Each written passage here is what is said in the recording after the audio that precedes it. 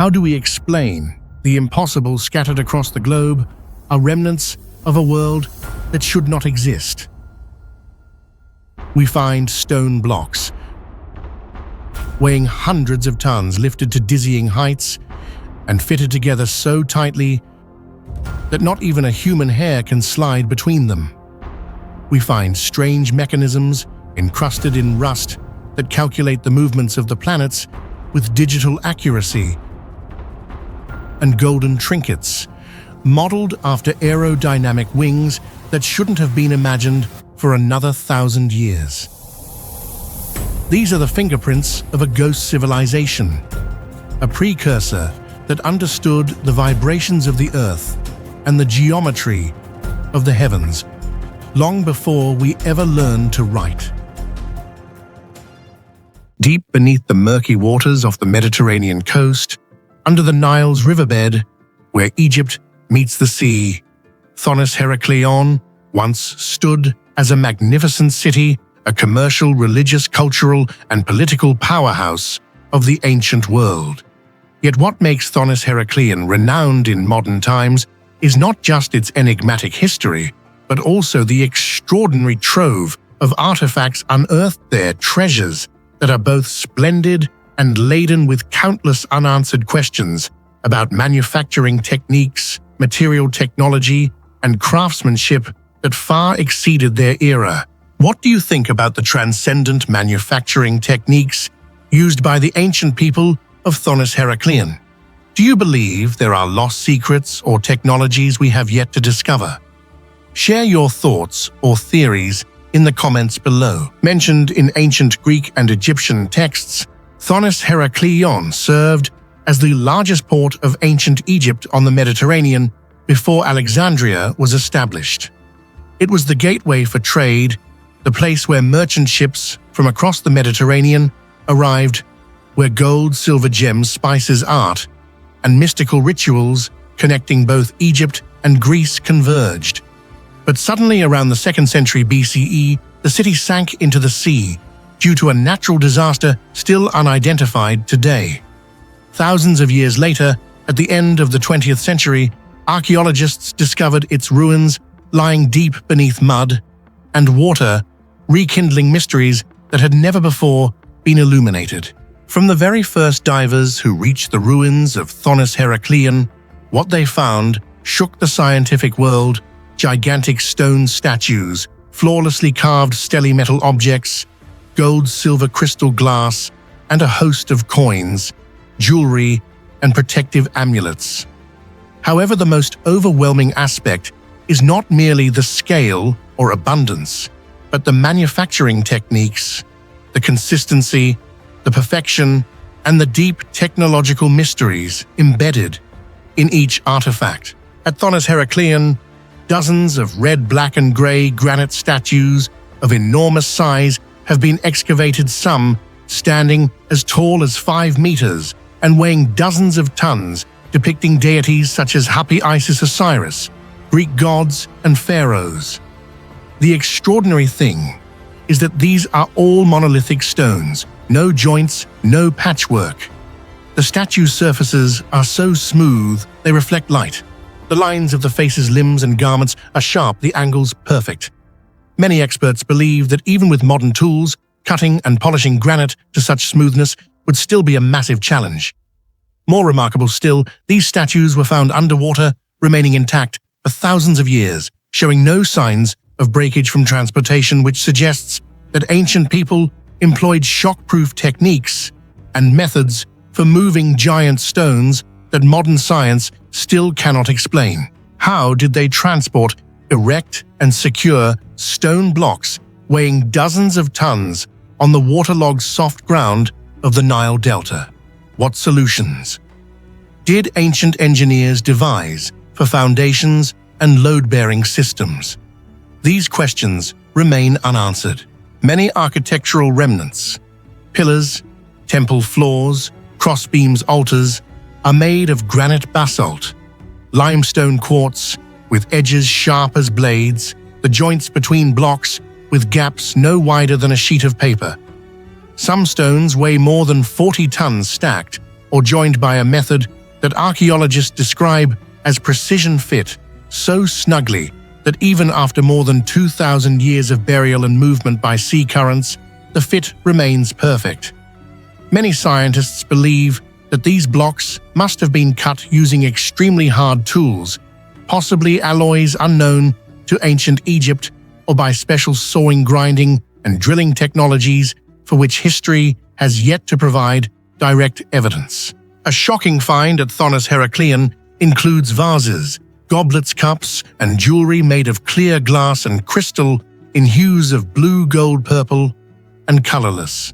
Even more impressive, these glass pieces are uniform, bubble-free, and pure with smooth surfaces, proving the glass-making process involved exceptionally precise temperature control, a feat that European civilizations did not achieve until Roman or even medieval times. Some items even exhibit glass blowing to create complex hollow shapes or inlay techniques embedding colored glass pieces in another material. These are clear proof of material mastery, artisanal skill, and a deep understanding of chemistry and physics by the people of Thonis-Heracleion. Thousands of artifacts made of bronze, gold, silver, and iron have been found, from small statues, masks, weapons, crowns, boxes, locks, hinges, to ceremonial items and jewelry. What is striking is the uniform appearance, sharp details, and nearly invisible welds or joints. Some bronze and gold objects have rotating or assembled mechanisms, hinges, that still function smoothly after more than 2,000 years underwater, showing that ancient alloying thickness control and corrosion resistance reached perfection. Modern chemical analyses revealed that the ratios of copper, zinc, tin, gold, and silver in these alloys are stable. Some peculiar alloys do not exactly match those known from ancient Egyptian or Greek samples, suggesting that some metallurgical secrets have been lost. One of the greatest mysteries of Thonis-Heracleion is the emergence of ritual objects with both Egyptian and Greek stylistic features, made from a combination of materials: cast bronze, carved stone, inlaid crystal, gold leaf. Many model ritual boats, barks, masks, and amulets are made from pure gold, decorated with colored enamel and tiny gemstones, requiring micro-forming techniques, heat treatment, melting, hammering, and exquisitely precise assembly. Some items, such as locks, hinges, bracelets, are constructed with a non-removable rotating pin, indicating an extremely high level of mechanical and engineering sophistication. Thonis-Heracleion was a trading hub, so the gold and silver coins, protective amulets, rings, and necklaces discovered display a variety of forms and manufacturing techniques. Some engraved in relief, some struck, some cast as solid pieces, some inlaid with gemstones or colored enamel. Notably, some ancient Greek coins found at Thonis-Heracleion have perfectly uniform diameter and thinness with engraved details, so crisp depictions of gods, pharaohs, or religious symbols do not fade. Many researchers believe that with only bronze and iron tools, producing coins with such uniformity and sharpness was nearly impossible without machinery, or at least skills that have since vanished. Not only with movable artifacts, but the deeply buried remains prove the high construction and structural mastery of Thonis-Heracleion's residence. Temple foundations, tiled floors, and pillars have been found, showing that the ancients used multiple layers of materials, combined submerged foundations, arranged stones in load-bearing strips, and used hook-shaped joints to lock blocks together.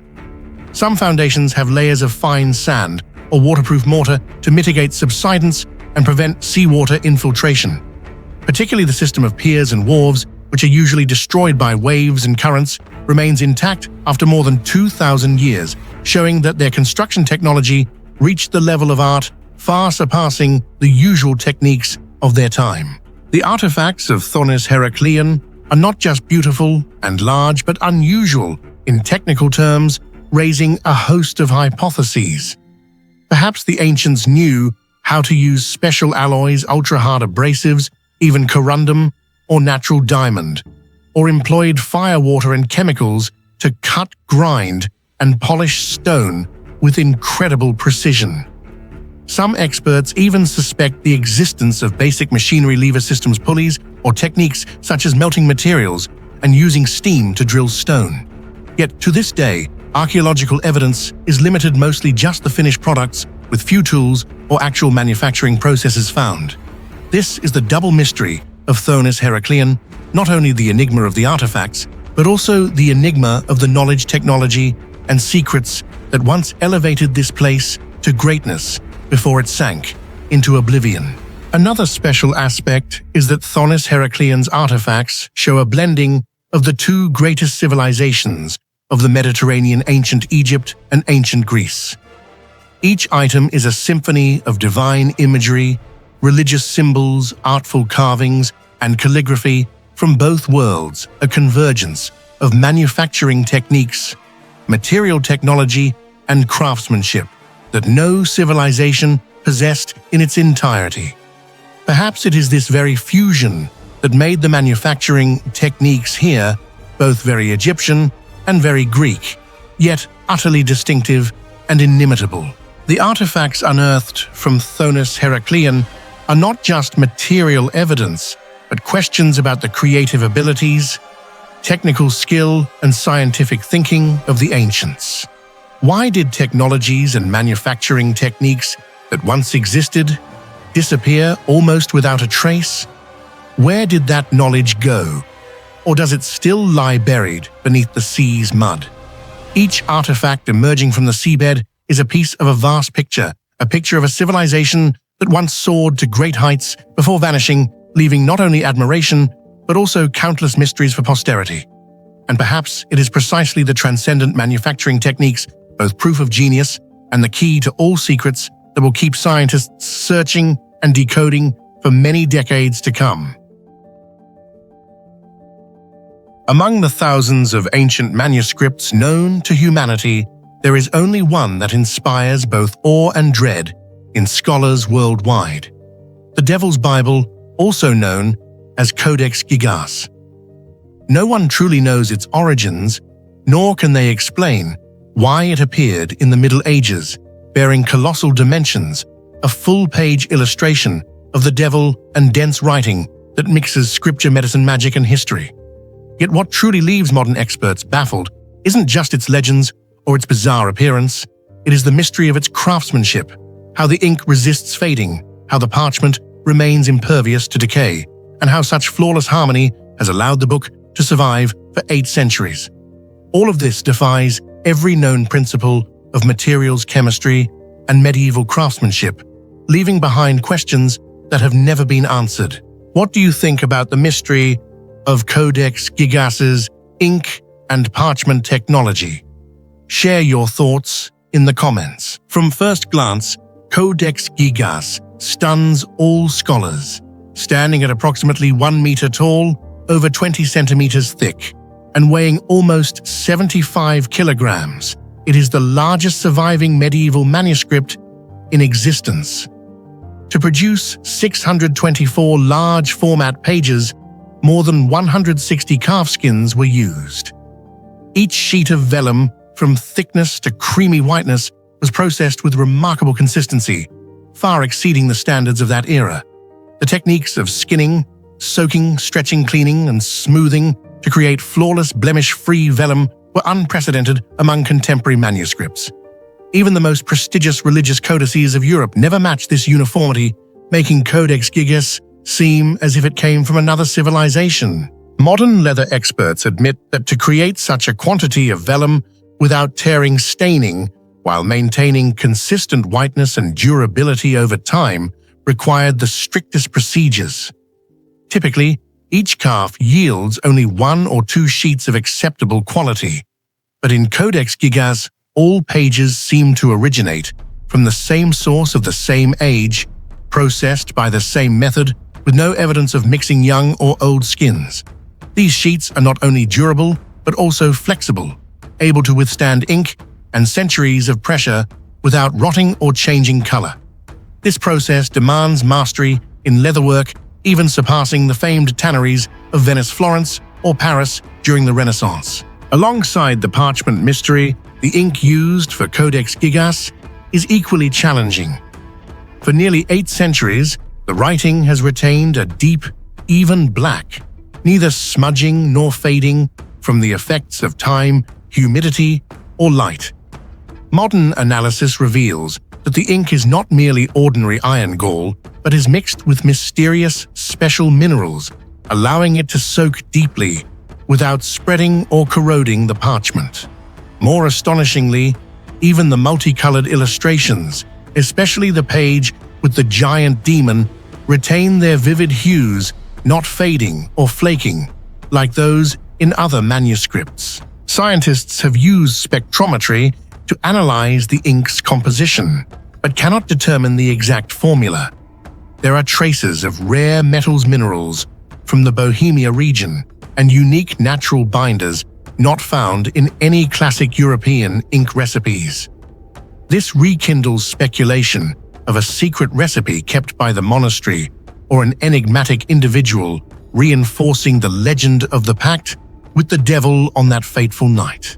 The most unbelievable aspect of Codex Gigas is the flawless synergy between ink and parchment. The ink never seeps too deep to cause rot, never fades, never creates ugly halos.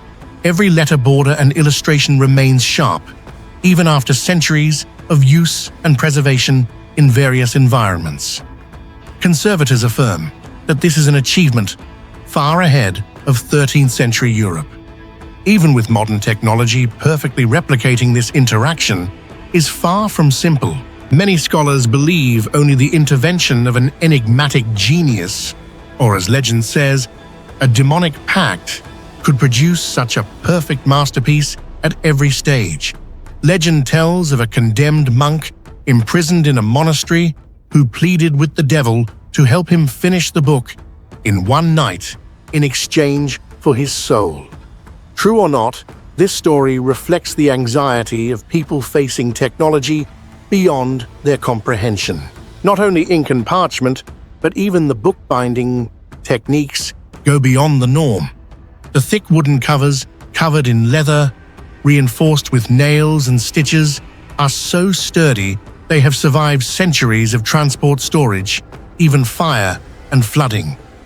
Binding a massive book weighing dozens of kilograms, yet preventing warping or splitting, is a major challenge, even for today's bookmaking industry. Some suggest Codex Gigas is a non-standard product, possibly linked to secret monastic orders, skilled wandering craftsmen, or even lost techniques. Renowned manuscripts like the Lindisfarne Gospel's Book of Kells, or even the Vatican's prized scriptures, are high quality, but none have ever reached Codex Gigas's level of material perfection. No other volume is as large, as durable, as consistent from start to finish, and as shrouded in material mystery. Recent studies suggest there may have been a secret medieval technical exchange network, but no conclusive evidence has emerged. The very enigma of Codex Gigas's craftsmanship has spawned countless ghostly legends, curses, and theories about supernatural intervention or lost knowledge. Rumor holds that anyone attempting to decipher or imitate its production suffers misfortune, madness, even death, adding to the Devil's Bible's chilling allure. Many modern research groups continue dissecting ink samples, vellum fibers, hoping to uncover the secret, but everything remains shrouded in mist, as if challenging all scientific effort. Though Codex Gigas has lasted over 8 centuries, scholars still dare not fully confirm any theory about its manufacture. Some believe it's the result of lost techniques once common in Eastern Europe. Others suspect the aid of secret societies or ancient wizards. Some material researchers see Codex Gigas as living evidence of a technological level mainstream history has forgotten or deliberately erased. In summary, amidst countless unanswered questions, Codex Gigas stands as an enduring symbol of knowledge and mystery. Every page, every line of ink, every sheet of parchment testifies to a level of craftsmanship, technology, and artistry beyond the era's reach. It forces future generations to ponder, did our ancestors once possess material skills and knowledge that are now totally lost? Or was there truly a supernatural hand shaping history? Whatever the answer, the Devil's Bible remains not only a religious relic, but a legacy for all humanity, where the mysteries of materials, ink, and parchment still await a true solution. In the northern region of Peru, amidst the arid Lambayeque Valley, the Tucume Pyramids complex stands as a magnificent heritage, a city of mud brick pyramids, stretching across an area of more than 220 hectares, including at least 26 pyramids and countless ceremonial structures, palaces, and tunnels. This site was once the center of power and spirituality for many great civilizations, from the Lambayeque to the Chimu and even the mighty Inca Empire. However, what makes Tucume one of the greatest mysteries in South American history is not only its scale or architecture, but especially the sudden enigmatic collapse and oblivion, a strange event for which, until today, researchers have not found a definitive answer. What do you think truly caused Tucume's collapse? Leave your thoughts in the comments. Maybe your theory is the key to this mystery that has lasted for thousands of years. From the earliest centuries, indigenous cultures began building gigantic pyramids at Tucume with distinctive forms, stepped wide-bodied, not pointed, like the Egyptian pyramids, but rather like artificial mountains rising from the desert. Uniquely, all the structures were made from adobe sun-dried mud bricks mixed with straw, a material that is easy to work with but easily eroded by rain and wind. Yet thanks to the ingenuity of the ancients, these structures have survived for centuries. Each pyramid hides within it secret passageways, ritual chambers, tombs, beautiful gold, silver, and ceramic objects, and even the remains of nobles, shamans, and priests. The deeper archaeologists dig, the more astonished they are to discover Tucume is the heritage of multiple generations. Lambayeque, then Chimu, and after that, Inca layered on top of each other, with each civilization leaving its own mark through phases of construction, destruction, and reconstruction.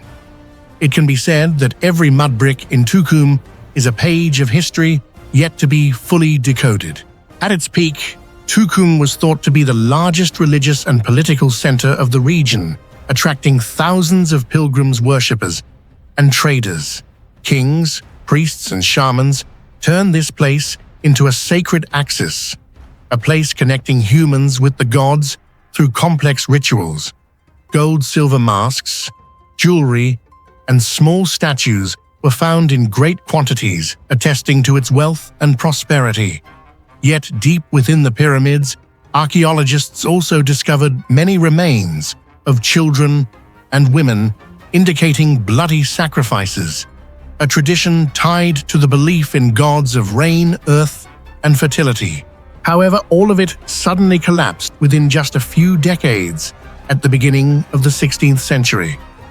The pyramids were burned and destroyed, residents fled or disappeared. Religious ceremonies ceased, and Tucume was abandoned, as if a terrible curse had swept through this city. What really happened at Tucume? This is the question that continues to trouble archaeologists, historians, and even the people of Peru. One of the greatest hypotheses is the occurrence of El Niño, the extreme climatic cycle that has ravaged the coast of Peru many times in the past. Traces of mud flows, thick sediment layers, and large flood marks around the pyramids suggest perhaps a historic flood submerged the city in mud, destroyed crops, swept away houses, and caused people to lose faith in the power of their gods, forcing them to leave this sacred land to seek new homes. In popular belief, people thought that the gods themselves had become angry and punished Tucume for rituals that were no longer proper or for the abuses of the elite. Alongside natural disasters, many researchers believe that invasions by empires were the key factor. When the Inca expanded northward into Peru, they attacked, assimilated, and overhauled the entire power structure in Lambayeque, leading to conflict, mass migration, and the destruction of many old structures to build new temples following Inca beliefs. Especially when the Spanish arrived in South America in the 16th century, they brought war, disease, culture, and the imposition of religion. According to many ancient sources, when the Spanish army appeared in the Lambayeque region, they burned indigenous religious centers, drove out shamans, and forced people to convert. Tucume, as the sacred sanctuary of the natives, became a prime target for destruction.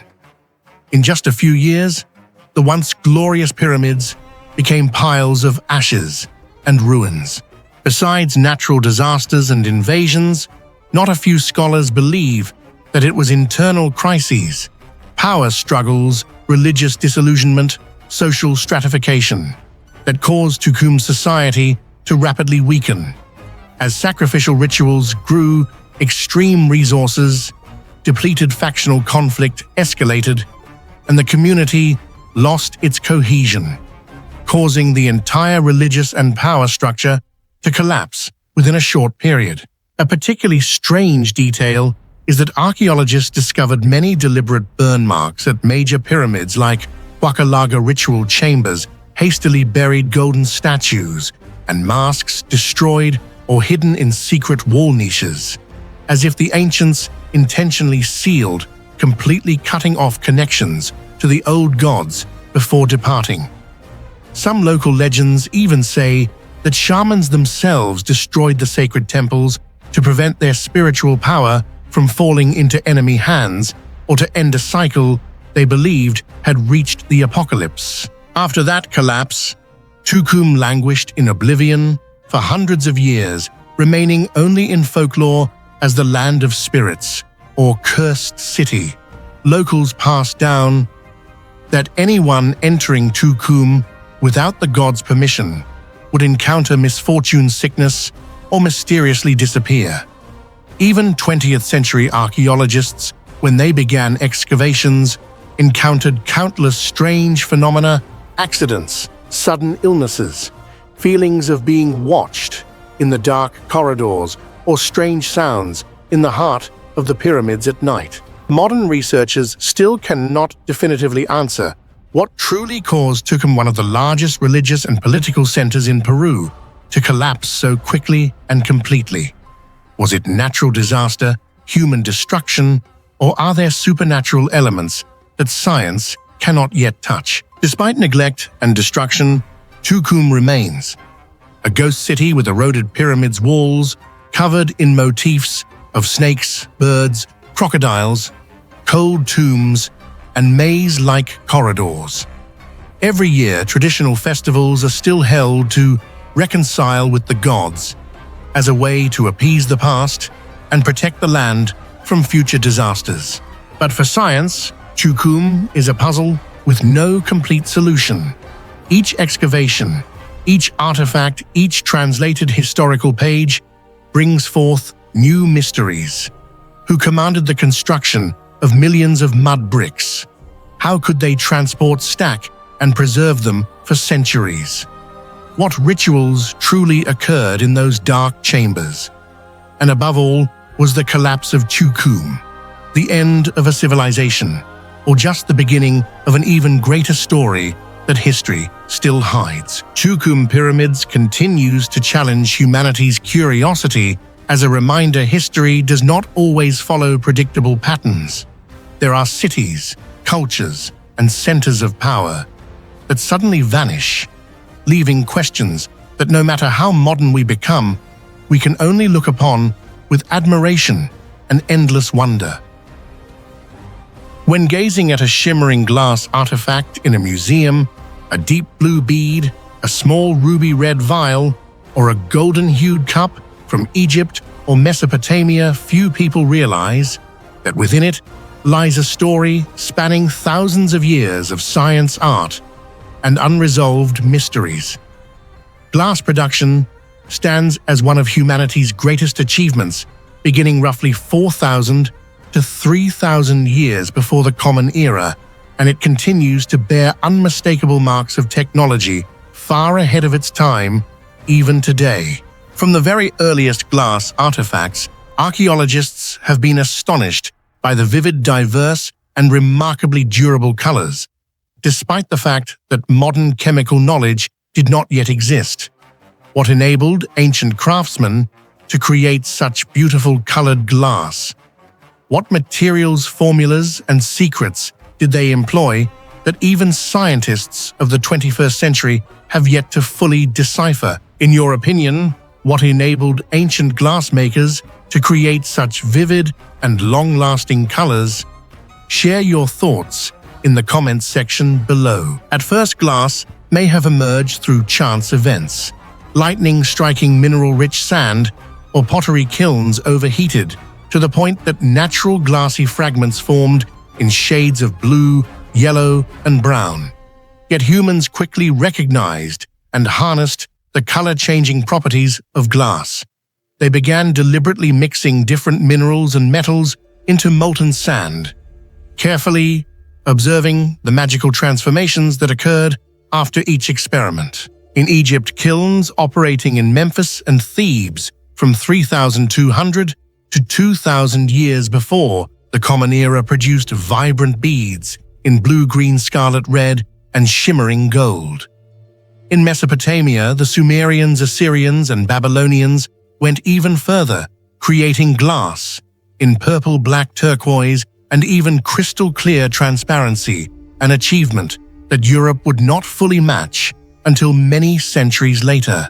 What gives ancient glass its unique allure is precisely its color technology, one of the greatest mysteries left behind by early civilizations. Unlike modern glass, where colors are standardized and tightly controlled using purified elements, ancient glass possesses a palette of astonishing diversity and unpredictability. Relying solely on their manual skills and intuition, ancient artisans created an entire world of rich hues, deep blue from cobalt, copper, or manganese. Ruby red thanks to trace amounts of gold or copper in a reduced state, lemon yellow and amber brown from antimony, iron, or lead, emerald green from chromium or copper, mysterious purple with manganese, sometimes combined with iron or cobalt, along with a myriad of shades, jet black, silvery gray, milky white, amber, smoky tones. Some colors reached such extraordinary purity that even modern analytical instruments struggled to fully determine their origins or the precise ratios of elements involved. Ancient glassmakers did far more than simply add metal to hot sand. They had to master a complex web of variables. The type and concentration of minerals used with each kind of sand or source of copper or manganese, producing different shades, were carefully chosen. The firing temperature, typically ranging from 1,000 to 1,150 degrees Celsius, had to be controlled with precision, as did the duration the mixture was held at that temperature. The addition of stabilizing agents such as lime sodium or potassium helped preserve color and prevented changes as the glass cooled. The cooling rate, choice of molds, and whether the kiln atmosphere was oxidizing or reducing all played a crucial role in the final appearance. All these were guarded secrets, handed down from father to son within select families, or kept as state treasures. In fact, there were times when Venetian rulers confined Murano glassmakers to their island, forbidding them to share their craft beyond the city so as to protect Venice's monopoly on colored glass. Many ancient glass colors, especially ruby red, smoky purple, and Egyptian blue, remain profound mysteries. Reconstruction experiments may approximate these hues, but rarely achieve the same purity, sharpness, and color stability, lasting thousands of years. Why? Part of the answer lies in natural impurities within minerals, minute elemental variations, and uncontrolled side reactions. Under ancient conditions that accidentally produced colors modern science struggles to replicate. For example, ruby red glass results from the formation of gold nanoparticles, an effect whose chemical nature was not fully understood until the 20th century. Over thousands of years, Many ancient glass objects developed a surface patina, a rainbow-like iridescence caused by natural oxidation. Remarkably, some ancient artisans appear to have intentionally created surface treatments or subtle opacity to enhance light interaction, making colors glow more intensely under sunlight or torchlight. This technique is now almost entirely lost. Ancient colored glass was not merely a decorative object, it was also a symbol of power belief and artistry across many civilizations.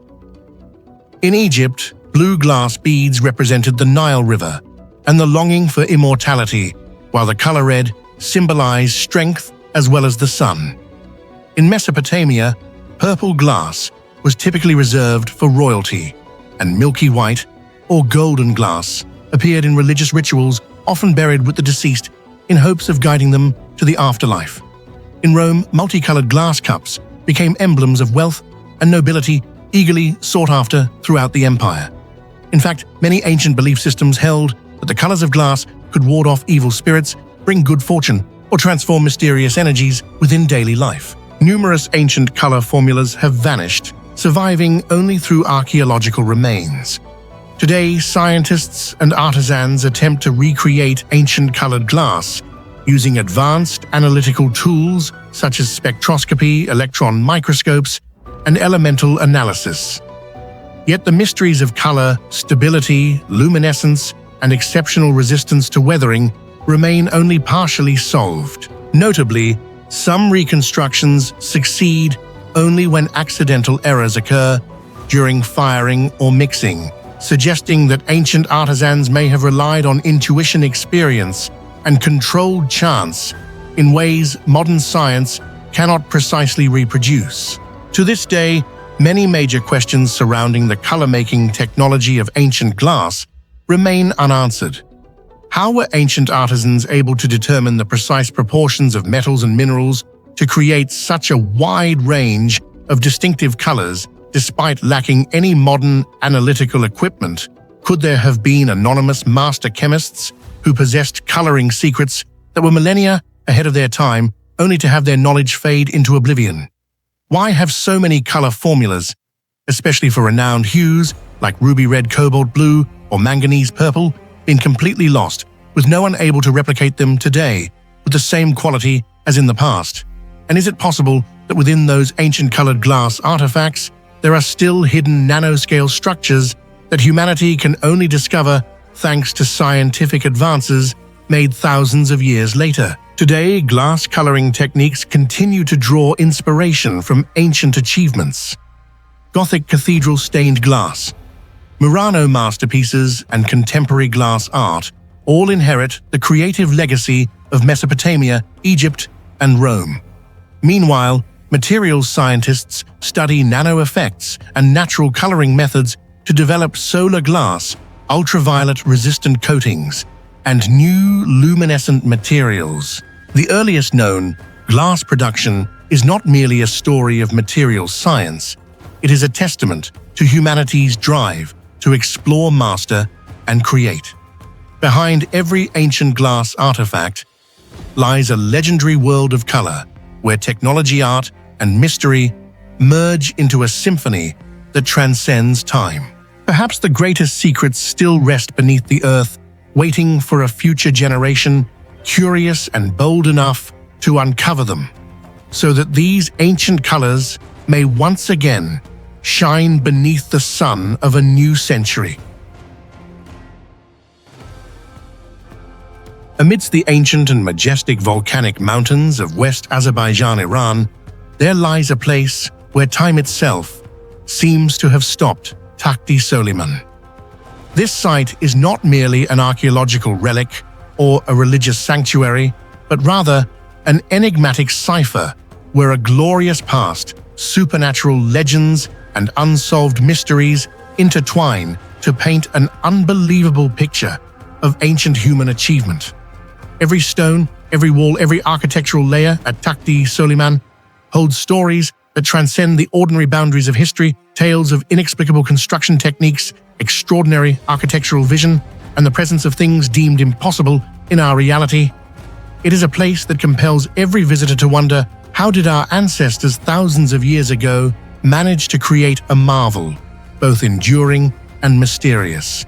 And could it be that within the stones, the water, and the ruins there still lie layers of codes that have never been deciphered? Do you believe ancient builders of Takht-e Soleyman possessed advanced construction knowledge that has been lost to history? Share your opinion in the comments. The most striking feature of Takht-e Soleyman is its colossal oval fortress system, with a circumference of over 1.2 kilometers, encircled by massive stone walls erected directly atop soft ground, vulnerable to seismic and geothermal activity from the ancient volcanic crater beneath. Each stone slab was carefully selected and precisely cut-stacked, without mortar yet holding together firmly for thousands of years. Many slabs are huge, weighing up to several tens of tons, transported from afar despite the treacherous wild terrain. This raises a major question for archaeologists. How did ancient people with only rudimentary tools manage to transport, erect, and perfectly arrange thousands of tons of materials with no trace of modern machinery?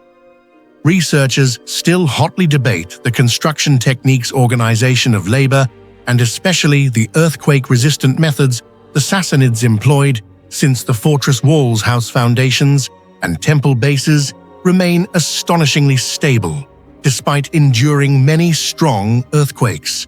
Right at the heart of the fortress lies a deep circular lake with emerald water emerging like a natural gem, both the ultimate symbol of spirituality and the core around which the entire architectural layout is organized. The Sassanids skillfully leveraged the terrain water flow, harmonizing nature and human creation to establish a complex both grand and charged with mystical power.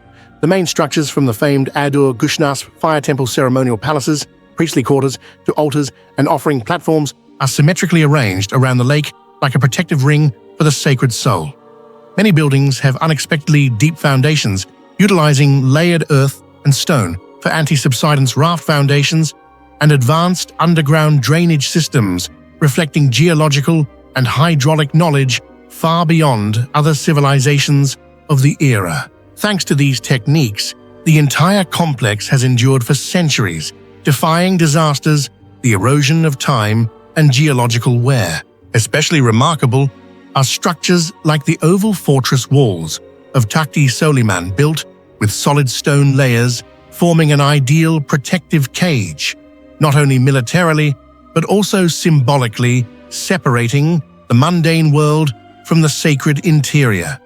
The fortress diameter reaches nearly 400 meters, with average wall thickness from 3 to 5 meters and height from 14 to 16 meters. Gatehouses, watchtowers, patrol paths, all are designed in harmony, tightly linked for both defense and delineating function zones. Many theorize that this oval design not only serves military purposes, but also embodies a cosmic meaning, symbolizing perpetual movement, the connection of heaven, earth, water, and fire, the unity of the cosmos.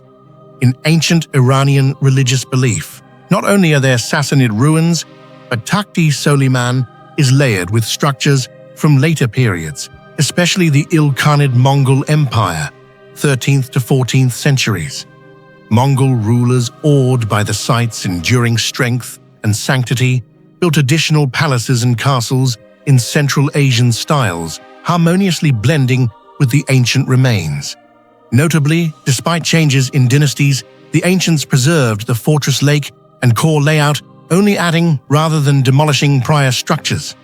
This continuity has made Takht-e Soleyman a living open-air museum, where one can see technical and artistic imprints from many cultures, yet the Sassanid spirit remains the spine of the entire complex. Another hotly debated mystery is the earthquake-resistant and geothermal adaptive construction techniques.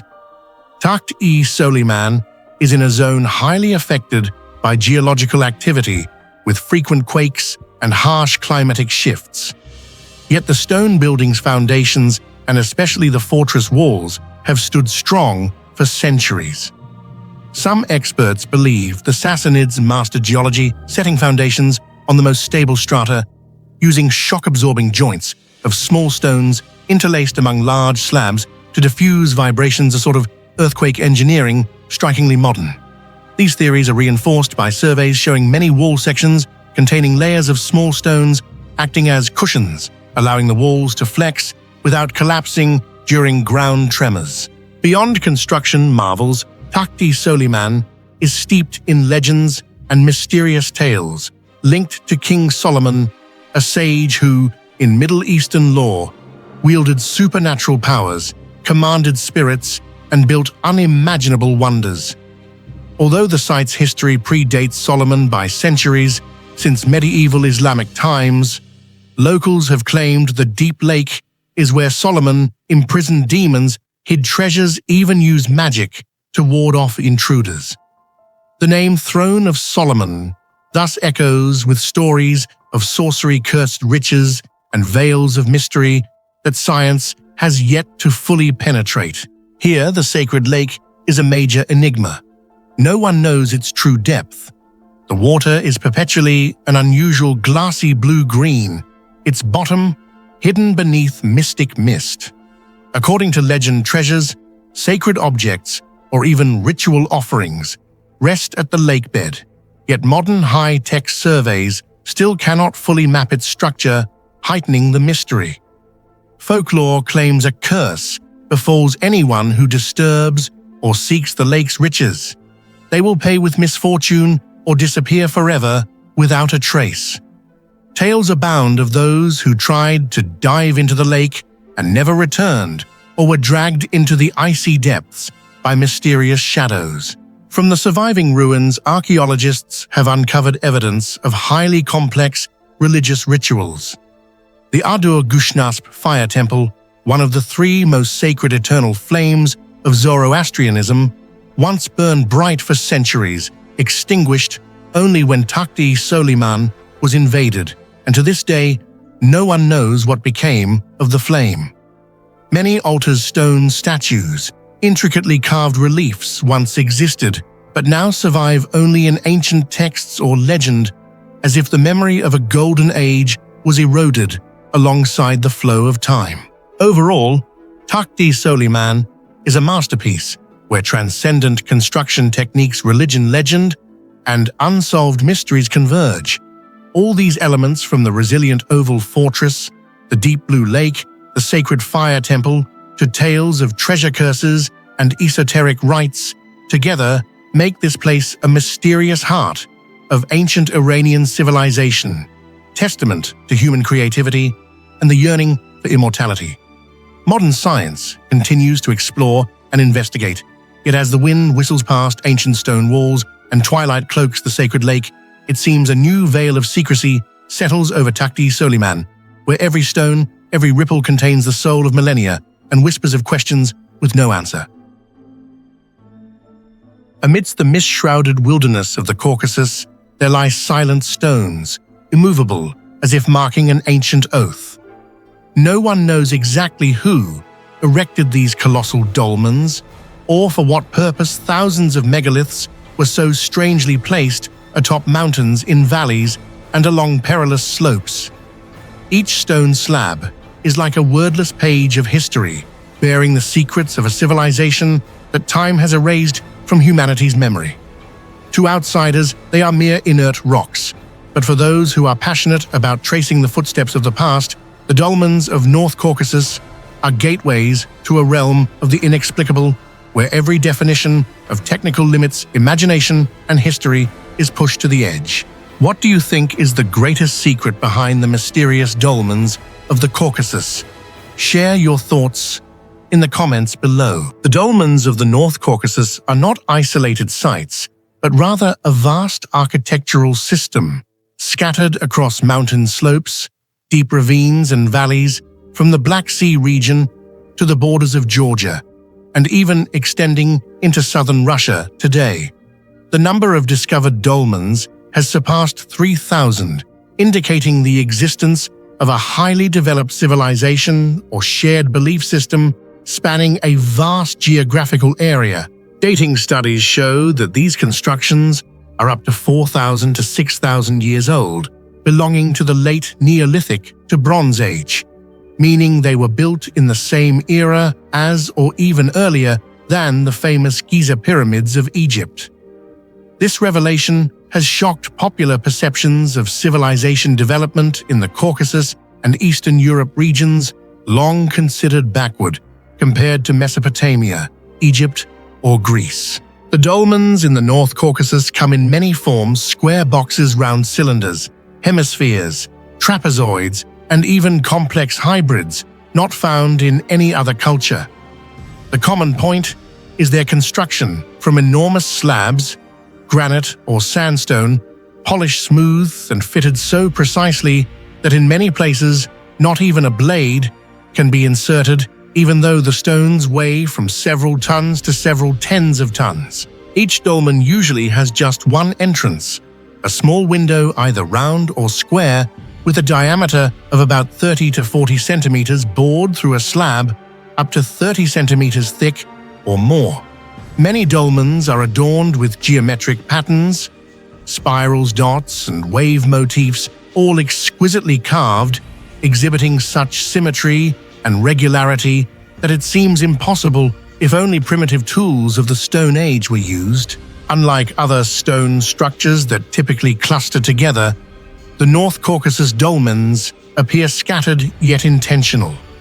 From the banks of the Kuban River and the foot of Mount Elbrus to the dense forests of Adygea, dolmens can be isolated deep in the woods or form complexes of several dozen structures linked together like strange transit stations in ancient rituals.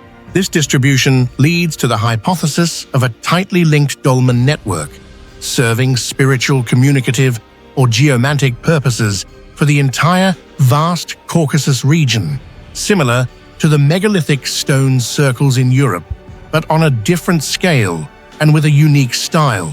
Despite numerous archaeological efforts, the true purpose of the dolmens remains their greatest mystery. Some scholars believe they were burial sites for the ruling elite based on a few relics and human bones found inside. However, the majority of dolmens have no human remains or contain only ritual objects, which points toward theories of ritual functions, intermediary points between this world and the next in ancient beliefs. Some even propose that dolmens might have served as ancient energy resonance stations, absorbing and transmitting some special geophysical waves similar to theories about the Egyptian pyramids or Stonehenge, although no direct scientific evidence supports these ideas so far. While their age shapes distribution and meaning remain debatable, the single greatest mystery, the feature that puts the North Caucasus dolmens on the world archaeological map, is the extraordinary construction technology employed by ancient people. The stone slabs that make up the dolmens usually weigh from several tons up to 30 to 40 tons, with thicknesses ranging from 20 to 40 centimeters. The materials are solid granite or sandstone, requiring extremely sophisticated quarrying, transport, and shaping techniques. Many dolmens were erected on high mountain slopes, kilometers away from any stone source, with no traces of transport roads or modern support tools. Current popular theories using wooden rollers, ropes, human strength, or inclined planes all encounter massive physical barriers, moving such heavy stones through rough, mountainous terrain with no roads or bridges while keeping them intact and unchipped. Notably, lifting and placing these slabs precisely, even joining them with interlocking mechanisms, seems nearly impossible if relying solely on manpower without machines. Most astonishing is the quality of the stone cutting and drilling. Many dolmen windows are bored through granite slabs more than 30 centimeters thick, producing perfectly round holes with smooth polished edges as if made by modern metal drills. The cut lines of the joined faces are straight, flat, and fit together flawlessly with no cracks or bumps. Some samples reveal spiral scratch marks on the drilled surfaces, signs of rotary drilling technology, reminiscent of ancient Egyptian stonework. To this day, experimental reconstructions using stone copper or even primitive iron tools have failed to create holes or surfaces as smooth as the real dolmens. Theories about special abrasive materials, ultrasonic tools, or heat water sand techniques have all proved unconvincing on a large scale. Some dolmens are constructed with tenon mortise joints, meaning each slab is grooved to form male and female joints and then stacked tightly. This design is exceptionally strong, able to withstand earthquakes or landslides. Such construction requires calculations, design and fabrication accuracy down to the millimeter, a seemingly impossible feat with prehistoric technology. Furthermore, many dolmens have entrances oriented toward the sunrise, or are positioned to harmonize with nearby streams and forests. Signs of a combination of construction expertise and deep knowledge of astronomy and geography. Some traces on the dolmen's surfaces consist of parallel lines, spiral grooves or smooth depressions, as if affected by cutting blades, metal grinding discs, or even powered mechanical tools. However, archaeologists have not found any advanced machinery or metal artifacts in this area dating to the corresponding period.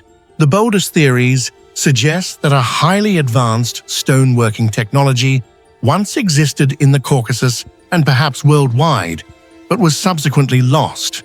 Some researchers even connect these ideas to the lost global civilization theory, or hypothesize influences from advanced extraterrestrial cultures, all of which remain unproven. In some dolmens, when sounds, singing, bodily noises are made inside the enclosed space, creates special resonance effects, altering the frequency of the sound, similar to the acoustic effects of ancient stone halls in Europe. Some scientists believe these properties could not be accidental, but were the result of deliberate acoustic planning far beyond the requirements of a simple tomb. Local people in the Caucasus have many dramatic legends about giants, dwarves, and even gods or aliens building the dolmens. Some tales claim the dolmens were homes of forest spirits, gateways between worlds, or sacred shelters for ancient shamans. Although modern science approaches the dolmens archaeologically and technically, these legends remain vivid in folk memory, increasing the structure's mysterious allure and captivating power. All that remains of the dolmen civilization are silent stone blocks. There are no written records, pictographs, or any other structures bearing direct evidence of the dolmen people. Archaeologists have not determined why this culture collapsed and vanished from history, why they suddenly stopped building such massive structures, or how their special technical knowledge disappeared with time. This makes the North Caucasus dolmens a wide-open mystery, each stone slab a gigantic, unanswered question for modern humanity. The dolmens of North Caucasus are not merely tombs or ancient architecture. They are vivid evidence of prehistoric humanity's capabilities, using stone-cutting, drilling, transporting, and assembling techniques that no one has yet fully explained. They remind us of the enormous gaps in our historical understanding and serve as an endless source of inspiration for those yearning to uncover the secrets of the ancient world. Standing before these dolmens deep in the Caucasus forests, modern people cannot help but wonder, have some kinds of knowledge been lost forever with the civilization that built these structures? And have we, despite all our modern technology, truly understood our own past? There are mysteries that lie far beyond the boundaries of human perception. They are not merely unresolved matters, but directly challenge the fundamental laws of physics, history, and evolution laws we often treat as truths. Among those enigmas is the giant footprint of Pingyan, a phenomenon so bizarre that if proven genuine, it would force humanity to rewrite the entire story of our evolution. What do you think about the giant footprint of Pingyan? Is it evidence of a forgotten history or just an incredible natural coincidence? Share your thoughts in the comments below. The Pingyan region, located in Guyaju province, China, is home to one of the most shocking traces in the world of archaeology, a gigantic stone footprint, nearly 60 centimeters long and more than 20 centimeters wide, with 5 distinct toes, an arch, and even the faint impression of foot tendons on the rock's surface. The peculiarity is that every anatomical detail of a human foot appears perfectly, almost as if a giant creature truly stepped onto this ancient stone. This is not a mere case of looking similar. It is a rare formation utterly at odds with any known natural geological process. When geologists and researchers first examined the site, they were astonished. How could a human-like footprint appear on a rock slab hundreds of millions of years old, a time when the existence of modern humans is absolutely denied by science? If this footprint is genuine, its owner would have stood between 3 and 4 meters tall, an unthinkable size for any species known in the history of humankind. What makes the Pingyan footprint even more mysterious is not just its shape, but also the geological age of the rock. Studies reveal that this sandstone formed between 200 and 260 million years ago, roughly the time when dinosaurs first appeared, and the Earth was completely foreign to any life forms resembling humans.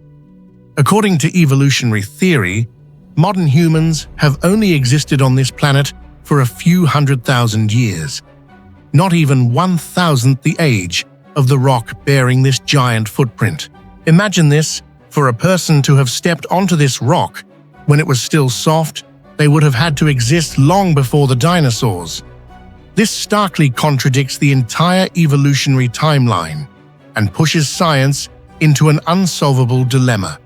There is no way to explain this phenomenon without shaking the very foundation of what we believe to be absolute truth. To face such an unbelievable phenomenon, the scientific community has been forced to propose a range of hypotheses from serious to skeptical, even bordering on sarcasm. Conservative geologists claim this is merely the result of millions of years of weathering and erosion, combined with the powerful imagination of humans. They argue that countless years of rain, wind, water flow, and cracking could by chance create depressions resembling a footprint, even matching details like toes, arches, and heel tendons. However, proponents of open hypotheses question why must the anatomical details coincidentally align so perfectly? Why are the shapes, proportions, and spacing of the toes and arch exactly like a scaled-up, modern human foot? Statistically, the odds of such a perfect natural accident are nearly zero. Moreover, the way the footprint matches real anatomical structure makes it entirely different from normal pareidolia, where humans simply see familiar forms in clouds or stains on the wall. What makes the giant footprint of Pingyan so extraordinarily strange is its overwhelming sense of realism. You can touch each toe, joint the grooves of the arch, the depression of the heel, even sense a motion imprint, as if someone truly pressed their foot into the soft earth that instantly fossilized. Every detail, depth, length, width, spacing between toes perfectly matches an actual human footprint, except for its non-human size. This feeling makes every theory of natural coincidence seem fragile, because if this were the product of millions of years of erosion, the probability of producing such a flawless shape is almost zero. Some experts, after directly examining the site, have admitted even if they do not accept the prehistoric giant hypothesis, they simply cannot find a more scientifically plausible explanation for this trace. If in the future, technology or some discovery can prove the Pingyan footprint is real, that a human-like being with a giant foot existed in China 200 million years ago, then every textbook, every theory of evolution, every record of human history would have to be rewritten from the beginning. It would be the first physical evidence that humanity's history contains dark, forgotten, or even deliberately concealed chapters. Not only that, it would open the door to hypotheses about giants, prehistoric civilizations, or even extraterrestrial intervention in Earth's evolution. Pingyan is not the only site with fossilized giant footprints. Similar traces have been found in South Africa, Turkey, the United States, Mexico, and elsewhere, yet most remain controversial in terms of origin, authenticity, and the possibility of natural explanation. Some cases have been identified as forgeries, but many others are still unresolved mysteries. Because of this, the Pingyan footprint has become a symbol of the unexplainable, a challenge to both science and human imagination.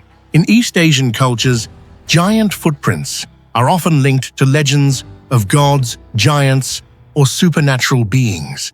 In China, folklore even tells of holy men, mountain deities, or giants who created legendary landmarks.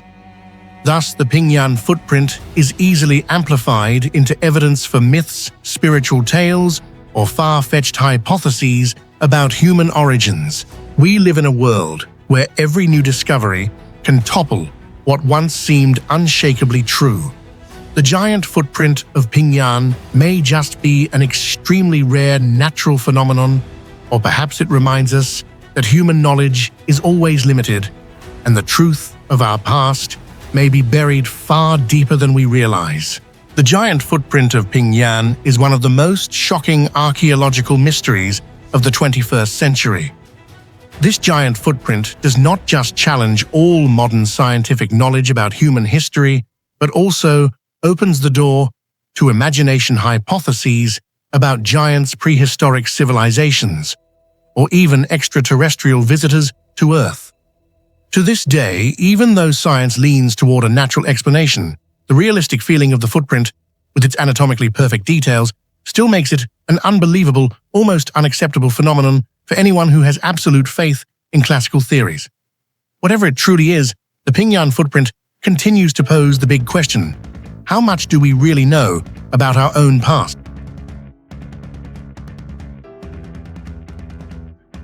Hidden deep among the arid mountain ranges of Rajasthan in western India lies a structure that leaves anyone who witnesses it in awe: the Kumbhalgarh Wall, the Great Wall of India.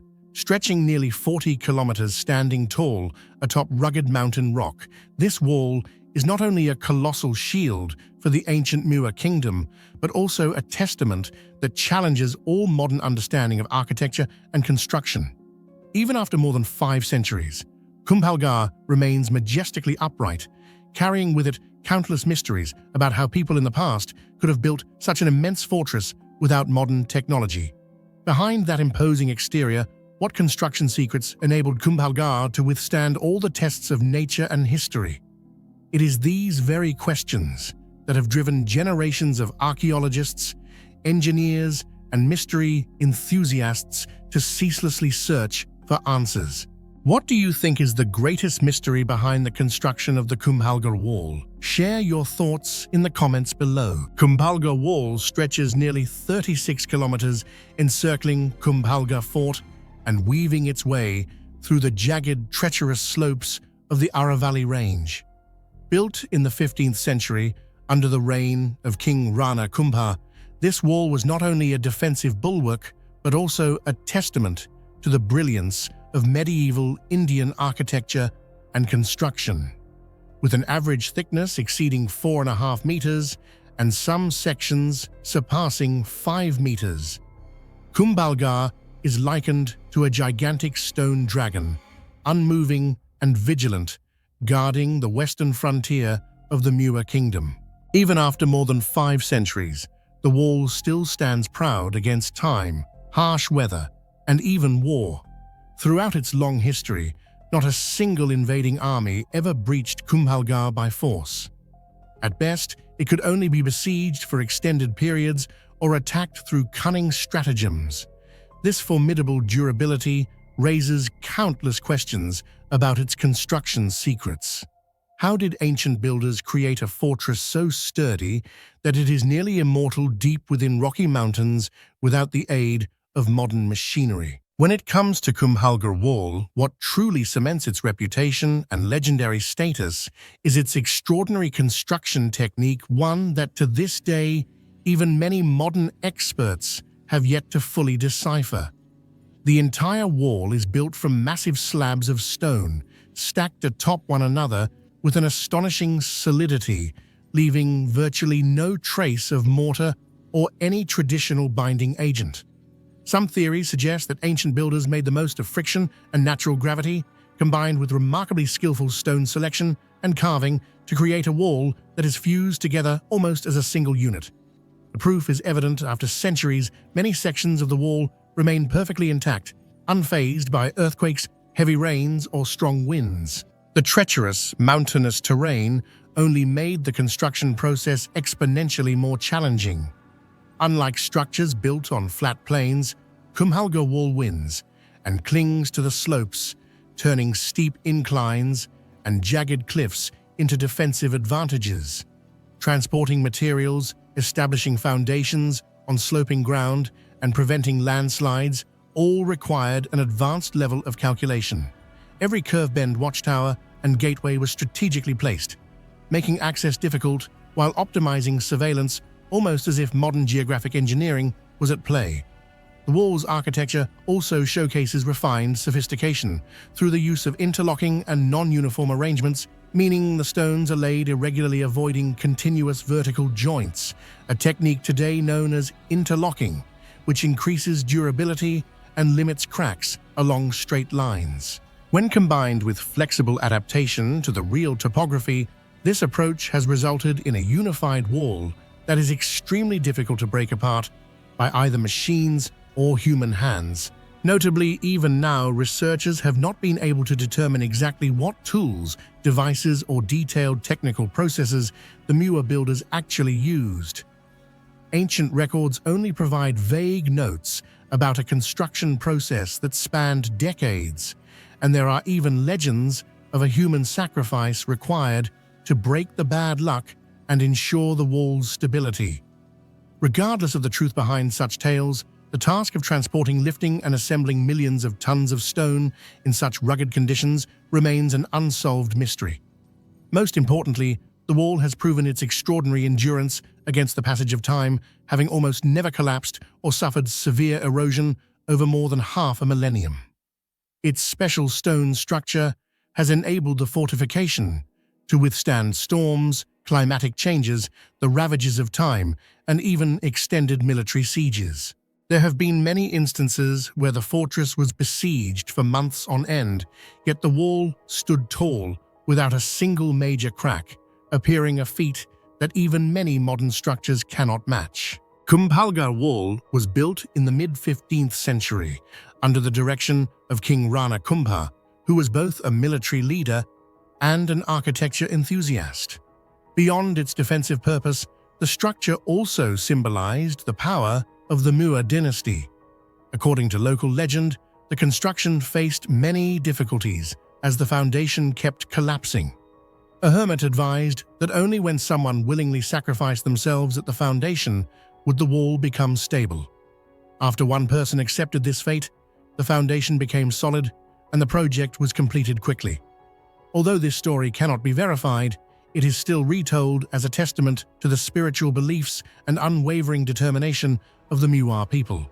Within the wall, Kumbhalgarh houses not only the main fort, but also more than 360 Hindu and Jain temples, numerous auxiliary structures, palaces, water reservoirs, and deep wells. Altogether, they form a self-contained city, capable of withstanding prolonged sieges. The main gates, side entrances, watchtowers, and underground passages are all strategically placed, creating multiple defensive layers. The thickest wall segments are found in the most vulnerable or lowest areas where attacks are most likely. Water is the lifeblood, so channels, reservoirs, and underground wells were also constructed within the fortress. Many researchers believe that much of the wall served as small dams, both for protection and water retention, a highly advanced technique for its era. Although the Kumbhalgarh Wall is clearly a formidable fortress, many researchers believe that behind its solid stone exterior lie far deeper purposes. Some suggest that the wall was not built solely for defense, but also served as a spiritual shield, protecting the Muir kingdom from evil forces and misfortune from the outside world. Additionally, the construction of Kumbhalgarh may have been intended to establish a symbolic boundary, asserting the absolute power of King Kumbha and the divine protection granted to this land. Notably, within the wall's structure are secret passageways, hidden chambers, and many yet unexcavated buildings, fueling numerous theories about buried treasures or undisclosed military secrets, and adding even more mystery to the wall in the eyes of future generations. Compared to many other famous structures, the Kumbhalgarh Wall remains a great mystery to the modern world, as information about it is rarely featured in international media, and available sources are limited, often relying mainly on legends or incomplete records. Furthermore, many areas within the fortress walls have yet to be excavated or thoroughly studied, leaving the methods of construction materials, used labor organization, and stone-cutting techniques as unanswered questions. Even today, although scientists employ advanced surveying technologies like ground-penetrating radar drones and satellite imagery, the question of how the Muir people were able to build a wall stretching 36 kilometers, more than 4.5 meters thick, hugging rugged mountain terrain, and still standing almost intact after more than 5 centuries, remains far from fully answered. Kumbhalgarh Wall stands as a testament to the willpower, strength, and intelligence of people in the past. This structure not only challenged the limits of engineering, but also reminds us that many mysteries of our ancestors remain unsolved.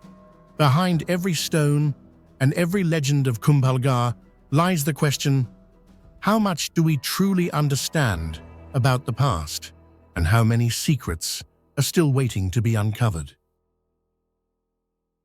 Amidst the sheer stone cliffs of the Eresheti Mountains, where southern Georgia is swept by endless winds and sand, stands a structure that grows ever more astonishing. The longer one looks, a monument that makes modern humans feel small before the ingenuity of the ancients. Not merely a fortress, not just a typical monastery, Vardzia is an immense labyrinth, carved deep within the rock, a true underground city that challenges every boundary of technical knowledge and medieval civilization.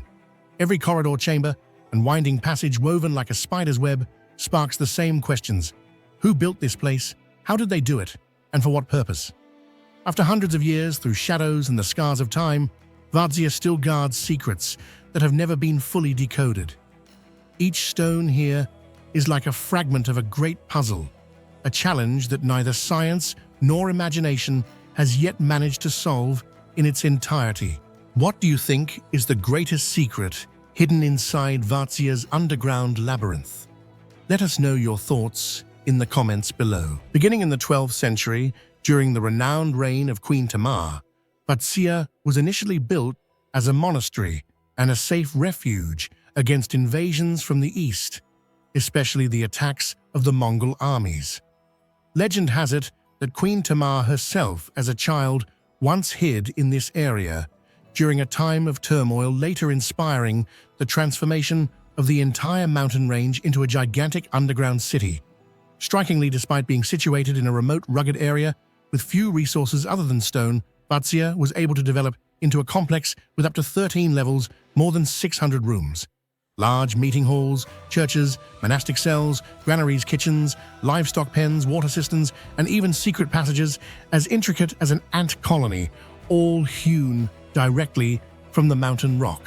The first thing that astonishes everyone who sets foot in Vardzia is the precision of every chiseled line, every surface, every corridor, and especially the ability to maintain the stable structure of the large rooms even after hundreds of years of earthquakes, erosion, and violent natural changes. Many large rooms here rise to heights of 5 or 6 meters, with monolithic domed ceilings showing no signs of collapse or serious cracking. The natural pillars were left in just the right places, distributing weight evenly so that the upper levels of caves do not crush the rooms below, a feat of calculation that modern archaeologists consider nearly impossible with primitive tools. The biggest question is, how could the ancients, with only rudimentary stone and metal tools, excavate thousands of cubic meters of hard mountain rock to form hundreds of rooms and interconnected corridors without destroying the natural structure, while also calculating with such accuracy to resist earthquakes? Vardzia sits in a seismic zone and has been affected by many major and minor earthquakes throughout its history, yet the entire core of the cave system remains solid, with only the outer face destroyed after the Great Earthquake of the year 1283. This further leads scientists to suspect that the ancients possessed a profound knowledge of geology, building materials, and the dynamics of mountain rock knowledge that only in the modern era have we begun to study in depth. Furthermore, Vardzia's underground water supply and drainage systems are also evidence of its advanced engineering. Many pipes and small channels are carved directly into the stone, running through rooms and corridors to provide clean water year-round from underground streams, while also preventing flooding and maintaining hygiene for all residents inside the mountain. This system is so effective that many parts are still in use today. Some rooms were designed as natural refrigerators, using cool underground air to preserve food and medicinal herbs, a feature that very few ancient sites of the same era could achieve. Another mystery of Vardzia's construction technology is the creation of special acoustic rooms. The main church, located deep within the mountain, was built with a hemispherical vaulted ceiling, allowing voices and chants to echo and resonate clearly without any amplification system.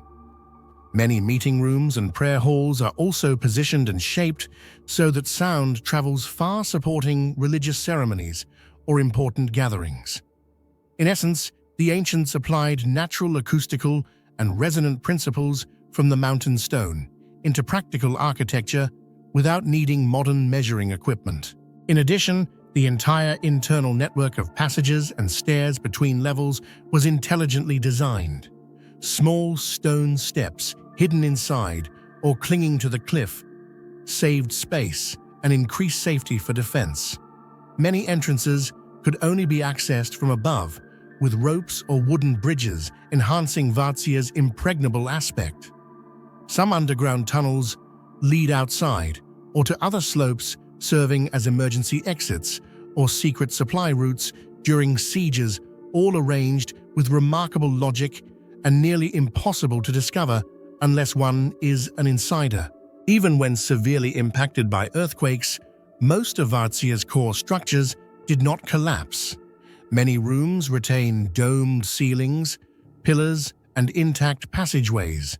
Modern construction experts analyze that this could only be achieved if the builders knew precisely where the load-bearing points were, calculated the amount of stone to leave behind, and deeply understood the type of mountain rock in this area, knowledge that far surpassed the abilities of most civilizations of the time. Some research suggests that the Vardzia builders used a reverse excavation technique.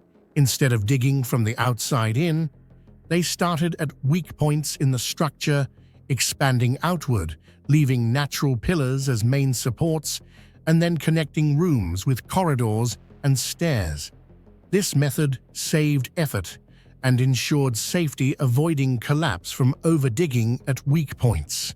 There are also traces indicating that the ancients used fire, cold water, and red-hot metal to crack the stone, then shaped the large rooms and sharp angles with copper and iron tools. A major controversy is, was Vardzia solely the creation of the Georgian people, or did it benefit from mysterious knowledge sources? Some theories suggest that the monks and scholars at Vardzia possessed many technical diagrams, ancestral building secrets, and even knowledge from older civilizations such as Persia, Greece, or inherited legacies from Mesopotamia. However, to this day, no documents have been found to clearly explain the construction technology of Vardzia, aside from oral traditions and a few faint marks on stone walls. Vardzia's uniqueness is also reflected in its comprehensive defensive system. With its rugged terrain, almost all main entrances were hidden or placed on sheer cliffs extremely difficult to reach undetected. In emergencies, residents could seal thick stone doors, retreat deep into underground chambers, and use secret tunnels to escape or counterattack, turning the entire Vardzia into an impregnable underground fortress. Records note that even when the Mongol armies arrived, they struggled greatly to penetrate deep into the caves and eventually gave up after many weeks of assault. Besides construction and defense techniques, the decorative art inside Vardzia reflects the ancients' high level of culture and aesthetics. The main church preserves many magnificent frescoes, especially portraits of Queen Tamare and saints and angels, evidence of harmonious fusion between architecture, painting, and religion. Many paintings also hide mystical symbols, codes, or images whose meanings researchers have yet to fully decipher. Some scholars believe this was a center for preserving knowledge, where monks and scholars copied ancient manuscripts and safeguarded craft, medical, and astronomical secrets, yet no complete archives have ever been found. The mysteries of Vardzia do not end with what has been discovered. Many experts believe this network of caves may be just the tip of the iceberg. Deeper inside the mountain, there may still be rooms, tunnels, treasures, or sacred artifacts yet to be revealed.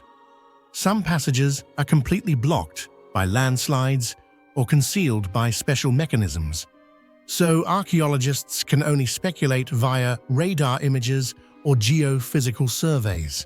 Over the centuries, despite being ravaged by nature, war, and even the oblivion of time, Vardzia still stands a symbol of intelligence, resilience, and the unresolved mysteries of ancient Georgian civilization.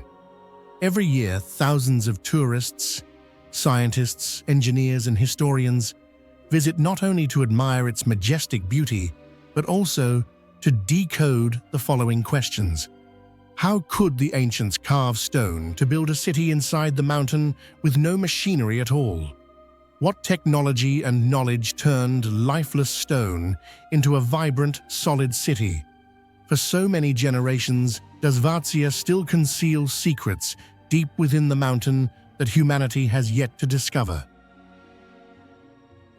Amid the cold, sheer cliffs on the remote northwestern edge of Beijing lies a stone labyrinth seemingly forgotten by time, Guyaju Caves. No trace of golden palaces, no distant echoes of temple bells, only hundreds of chambers carved deep into the mountain, like silent messages from an ancient community, who chose to live amidst such harshness only to vanish quietly without a single written record. Those rugged stone walls have stood in silence for centuries, but hidden within are the traces of outsiders, people who once built a mysterious underground city, then faded into the shadows of history unnoticed by the world. Why do you think the builders of Guyaju left no trace behind? Let us know your theory in the comments. Guyaju is unlike any other cave system known in China.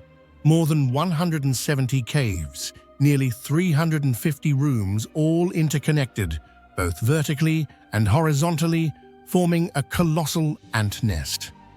The rooms possess all the necessary functions for living, from kitchens, water basins, fireplaces, to stone benches, showing that this was not a temporary shelter but a permanent living space for a true community.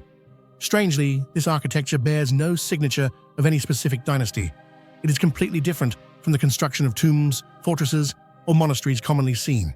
The layout is both utilitarian and uniquely creative: steep, narrow staircases, skylights for light, mysterious small holes in the ceiling corridors weaving through solid stone. Signs of an organized society, living collectively, separated from the outside world. Unlike other archaeological sites at Guyaju, there are absolutely no labor tools, household utensils, human remains, not even pottery shards, metal objects, or written signs to help determine the date or identity of its builders. Archaeologists can only speculate this place might have been built during the period of the 5 dynasties and 10 kingdoms, or by ancient nomadic tribes. But all remains hypothesis. Without physical evidence, every explanation is fragile. Why would a community large enough to carve out an entire mountain vanish so thoroughly without a single trace of their lives' identities or culture? The squareness and evenness of the stone walls, the sturdy pillars, and the sharp corners of each room astonish people. What kind of workforce, with what technique could create such a lasting structure even with primitive tools?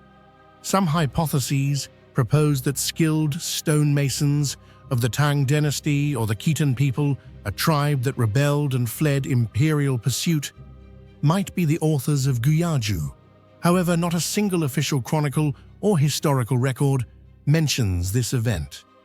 Could it be that this was a community erased from history, or outsiders rejected by society who built their own separate world in these treacherous cliffs? The greatest mystery of Guyaju lies not only in its magnificent stone architecture, but also in the persistent question of the true identity of the people who once lived, worked, and then disappeared without a trace in these mountains.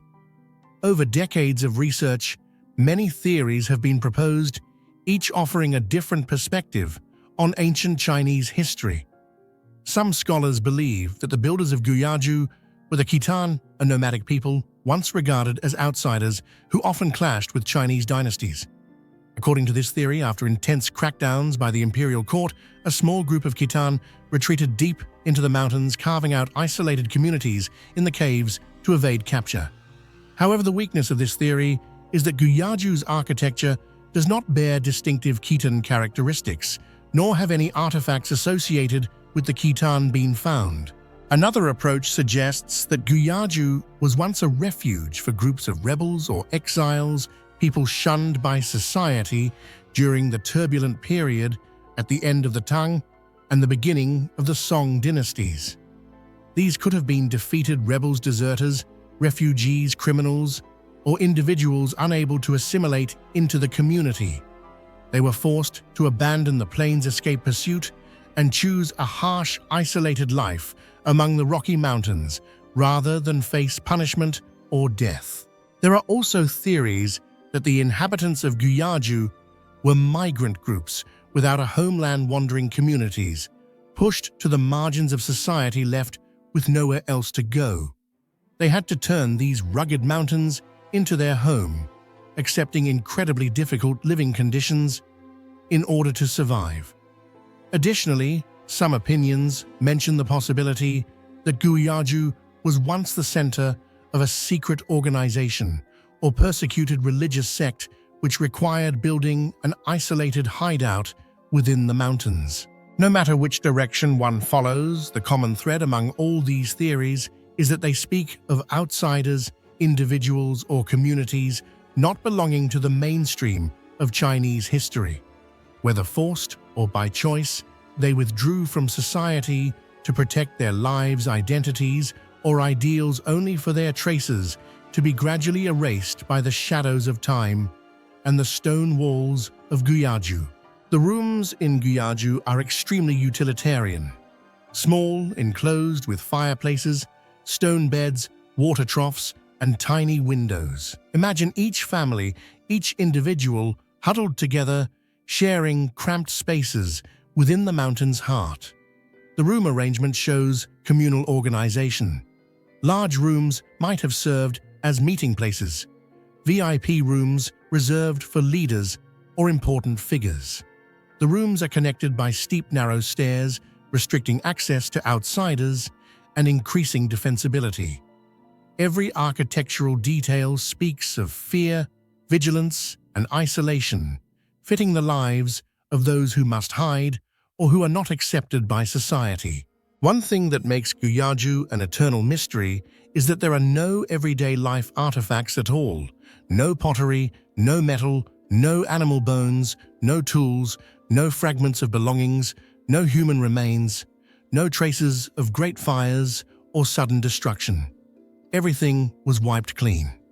This only strengthens the theory either they migrated elsewhere in an organized way, taking all belongings, leaving not a single clue, or the community was wiped out by a powerful force, intentionally erasing every trace of these outsiders.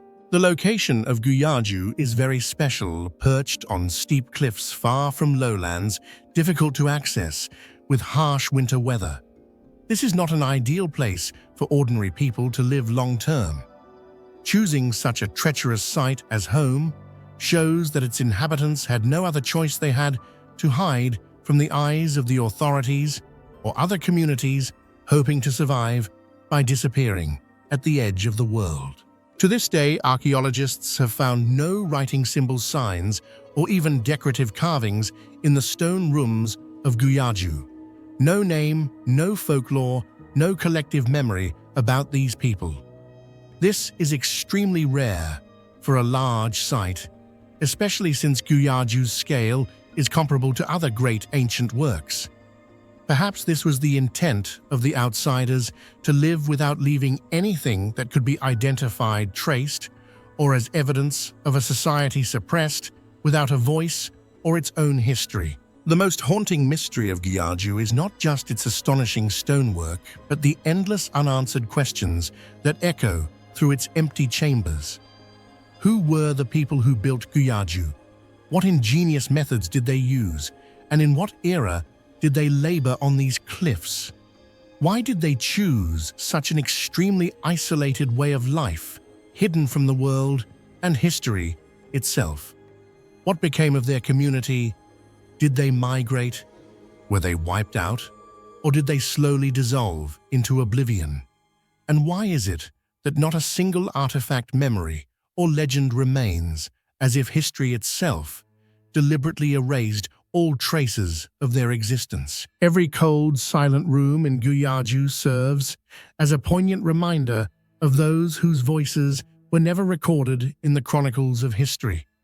They once imagined, built, and thrived here, only to vanish, leaving behind both an extraordinary architectural legacy and a vast lingering enigma about the fate of the outsiders swept away by the currents of Chinese civilization. Guyaju caves are not just a stone marvel, but also a monument to those left behind by history. Looking at Guyaju, one sees not only advanced stone carving techniques, but also senses the loneliness, fear, determination, and self-reliance of a community forced to separate from society, living at the extremes merely to survive. The chill of the stone, the silence of the halls devoid of human voices, is the final voice of a community erased from history. In the early 1970s, Chinese archaeologists excavated one of the greatest tombs at Mawangdui, Changsha, Hunan province. Beneath the deep layers of earth, they discovered a female mummy in a state of preservation, so astonishing that it defied belief. This was the Lady of Dai, also known as Xinjui, wife of the Marquis of Dai.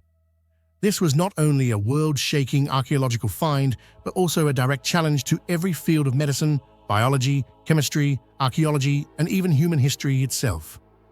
How could a human body over 2,000 years old remain so miraculously intact? What allowed the skin, hair, joints, even blood vessels, internal organs, and blood within the veins to survive almost perfectly after more than 2 millennia? The answer lies within one of the greatest secrets of body preservation, a mystery that modern scientists have yet to fully decipher. What do you think truly helped the Lady of Dai's mummy remain so perfectly preserved after more than 2,000 years? If you had to choose, would you believe it was science, spiritual rituals, or some other hidden secret? Share your thoughts in the comments below. Before exploring the Lady of Dai's preservation technology, imagine the experts' astonishment upon witnessing this mummy in person. Her body was not hardened like Egyptian mummies, nor shriveled like the dried skeletons found in Europe, but completely lifelike. The skin remained soft, and elastic joints, flexible hair and eyelashes intact, and internal organs nearly untouched by decay. During autopsy, doctors could even obtain type A blood check, the food still in her stomach, identify diseases such as gallstones and atherosclerosis, and even determine that her cause of death was a heart attack. Facing the Lady of Dai felt like facing someone in a deep sleep sealed by time rather than someone who had died more than 2,000 years before. The first secret lay in the complex structure of the tomb. The Lady of Dai's body was placed within 4 nested coffins. The outermost was a large, sturdy wooden box with a thick lid. Inside were 3 increasingly smaller coffins, tightly enclosing the body like protective layers. Between these layers, archaeologists found dozens of layers of dense charcoal interleaved with white clay, effectively blocking water, isolating air and bacteria, and guarding against all environmental influences. Thanks to this system, the temperature and humidity in the tomb remained constant, and virtually no germs or insects could enter to cause decomposition. The most astonishing element to experts was found inside the innermost coffin. The Lady of Dai's mummy was immersed in a mysterious pale yellow liquid with a very distinctive chemical smell. Unlike Egyptian mummies preserved with resin or salt, or European mummies submerged in peat, this liquid was completely different. Numerous modern chemical analyses have been conducted, yet the exact formula remains impossible to fully replicate.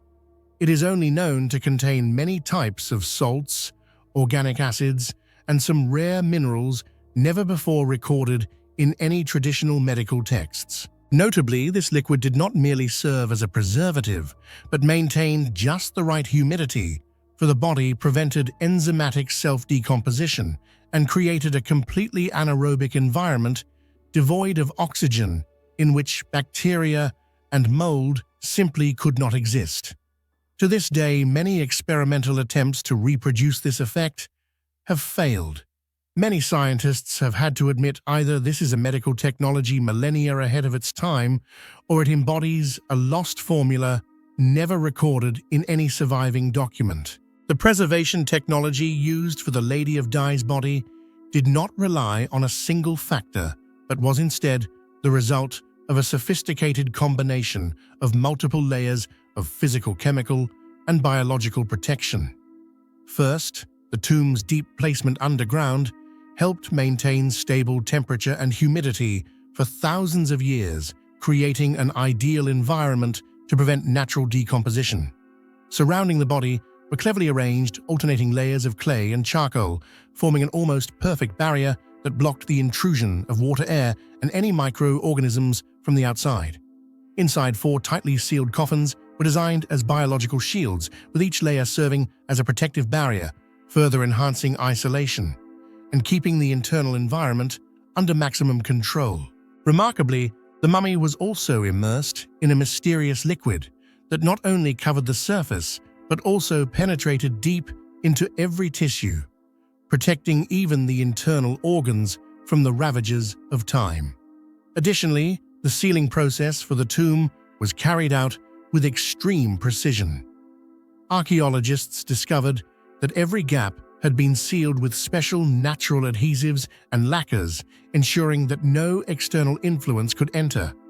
All these factors worked together harmoniously, creating a perfect artificial environment that allowed the Lady of Dai's body to escape all natural laws of decay, something that even modern medicine, with its most advanced technologies, has yet to successfully replicate. One of the greatest mysteries is that this technology appeared and vanished in only a short period during the Western Han dynasty, never repeated in later dynasties, not even in the tombs of more powerful kings. Many theories have been proposed.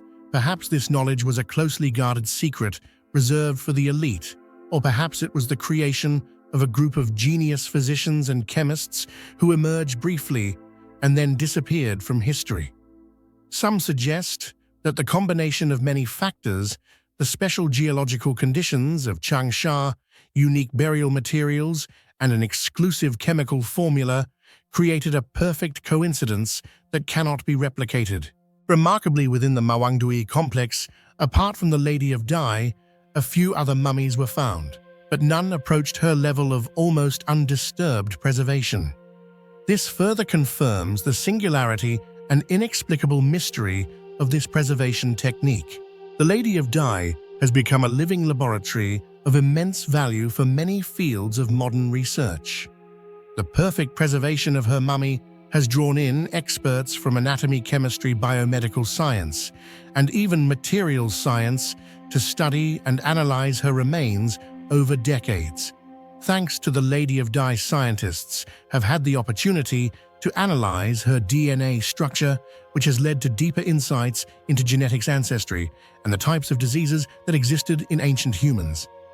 Notably, they discovered that illnesses once thought to be unique to modern humans, such as atherosclerosis, fatty liver disease, and gallstones, actually existed thousands of years ago, proving that the luxurious lifestyle of ancient aristocrats came with health consequences similar to those we see today. Beyond uncovering the past, the Lady of Dai has inspired a series of preservation technique simulations with the hope of recreating this immortality technology to benefit modern medicine and the conservation of valuable biological specimens. However, what has astonished the global scientific community is that to this day, no one has successfully replicated this miraculous preservation process. The liquid used to preserve the Lady of Dai's body remains a thorny puzzle. The deeper researchers dig, the more unusual trace elements or complex environmental interactions they discover, none of which can be fully controlled by any modern laboratory. For this reason, the Lady of Dai stands not only as a historical witness, but also as an endless source of inspiration and a formidable challenge for every human effort to unravel history's greatest mysteries. The Lady of Dai is not only a perfectly preserved mummy, but also symbolizes the ancient human desire to transcend the laws of nature and achieve eternal preservation of body and soul. The elaborate tomb construction and advanced preservation techniques reflect the sophistication, strong belief in the afterlife, and extraordinary creativity of ancient Chinese society. Looking at the Lady of Dai, we realize that history still holds countless unsolved mysteries, and sometimes what seems like superstition may contain knowledge far beyond the imagination of modern people. Nestled on the mighty banks of the Beas River, in the heart of the ancient town of Mandi, in Himachal Pradesh, the Panchvaktra Temple rises as an immortal symbol of art, spirituality, and architectural genius transcending the ages. When the first light of dawn pierces through the mountain mist, the temple's cold stone blocks reflect a soft golden hue, like a silent reminder of an era when mortals and gods seemed to be one. In this place, everything is not just faith, it is a challenge to modern science. How could ancient artisans possibly create such a magnificent structure with only their hands, minds, and techniques that seemed far ahead of their time? What do you think enabled ancient people to build such a magnificent temple as Panchvaktra in the middle of these rugged mountains and rivers? Share your thoughts in the comments below. Panchvaktra Temple is not merely a place of worship for Shiva in his mysterious five-faced form. It is also a stone architectural masterpiece filled with unsolved mysteries. This structure was built entirely of monolithic granite, a material both extremely hard and difficult to shape, demanding extremely high technical skills and labor organization that far surpassed any standards of the 8th century, a time when construction technology was still in its infancy in most of the world. Yet the stone blocks at Panchvaktra are joined so tightly with mortise joints and interlocking grooves so precise that it is nearly impossible to insert even the thinnest blade between the seams. This system uses no mortar at all, yet has remained resilient for thousands of years, enduring harsh weather and the fierce earthquakes that often strike the Himalayan foothills. The greatest mystery of Panchvaktra lies in this: how could ancient craftsmen transport and process stone blocks weighing tons from distant mountains to this spot, crossing fast-flowing rivers and rugged hills, then erect them into pillars, domes, and walls as sturdy as iron? To this day, archaeologists have found no definitive evidence of any pulley systems, rollers, or tools capable of such feats. Some bold theories suggest that people of old utilized the river's animal power and clay slipways to move the stones to the construction site, but all of these remain speculative and unproven. Not only is the transportation technique astonishing, but the processes of shaping and assembling the stone at Panchvaktra continue to command awe from modern researchers. The stone surfaces are polished so smoothly that when sunlight hits, they reflect like frosted mirrors. The carved motifs and decorative patterns on columns, ceilings, and arches reach a level of exquisite perfection. Every curve, every lotus serpent or linga carries both artistic value and profound cosmic philosophy. Especially at the joints between massive stone blocks, traces of hidden mortise joints are found, a connection technique rarely seen in contemporary structures. This proves that the builders of Panchvaktra were not only artists, but masters of engineering, possessing knowledge of materials, gravity, and structures far beyond ordinary thinking of their era. One of the most astonishing aspects is the temple's domes and load-bearing frames. Though located near the edge of the Himalayas, a region regularly shaken by earthquakes for thousands of years, Panchvaktra has stood firm, showing no serious cracks or structural failure. Many structural experts believe the ancient artisans understood how to distribute loads, using arched vaults and arranging stone columns in special geometric patterns to spread seismic forces throughout the entire structure rather than concentrating them at any one point, a technique that European architects would only rediscover centuries later with the great Gothic cathedrals. For this reason, many theorize that the construction knowledge of those who built Panchvaktra was not only equal to, but possibly superior to other civilizations of their time. Beyond that, the mysterious motifs and symbols carved into the stone have sparked speculation about the existence of some ancient architectural code. On Panchvaktra's walls and columns appear countless strange signs, many never before seen in other temples, and some bearing similarities to carvings at Ellora Kailasa, or even further south at Mahabalipuram. Some scholars believe these could be star maps, astronomical symbols, or codes related to Hindu philosophies of creation, destruction, and cosmic cycles. Yet up to now, no one has been able to fully decode the meaning of these mysterious patterns. This makes Panchvaktra a giant book of stone, waiting for future generations to read and decipher. Furthermore, the material chosen for Panchvaktra presents more unanswered questions. Granite is extremely durable but exceptionally hard to extract shape and transport, especially given the technology of the 8th century. To carve such fine details into this hardest of stones, craftsmen would need specialized tools and precise force control, yet archaeological evidence for super-hard metal tools or sophisticated machines is entirely absent. Some researchers even suggest that the ancients may have known techniques for temporarily softening stone or possessed special stone surface treatments, but these secrets remain buried with time. What truly sets Panchvaktra apart is the architectural detail, both religious symbolism and design thinking ahead of its time.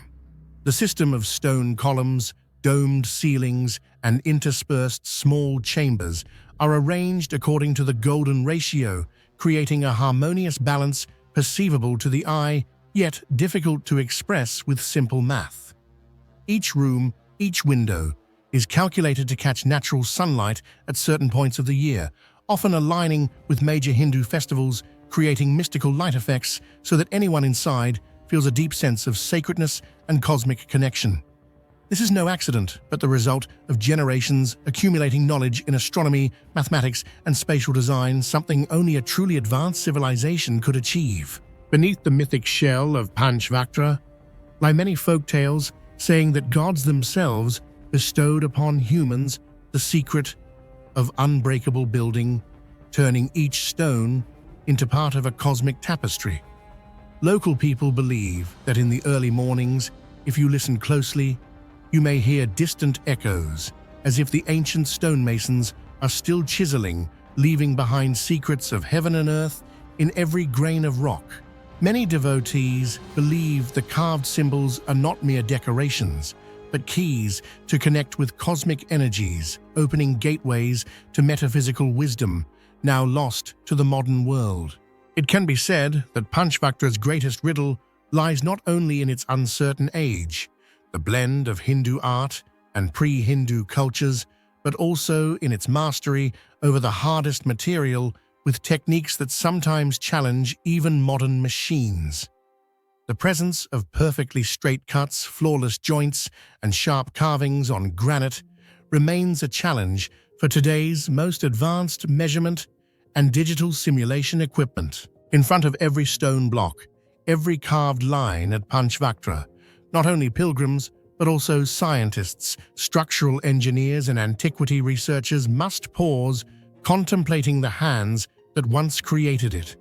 Somewhere in the river of history has a treasure trove of knowledge been lost, or is Panchvaktra itself an ancient message about human limitation that some things can only be understood by transcending everyday thought, reaching into the depths of the soul and uniting with nature? Today, even though modern science and engineering can conquer skyscrapers and bridges, stretching tens of kilometers in front of Panchvaktra, where every stone and every carved line endures through all changes of time and nature, we must admit a simple truth.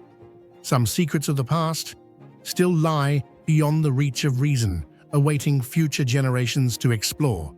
Panchvaktra is not just a temple.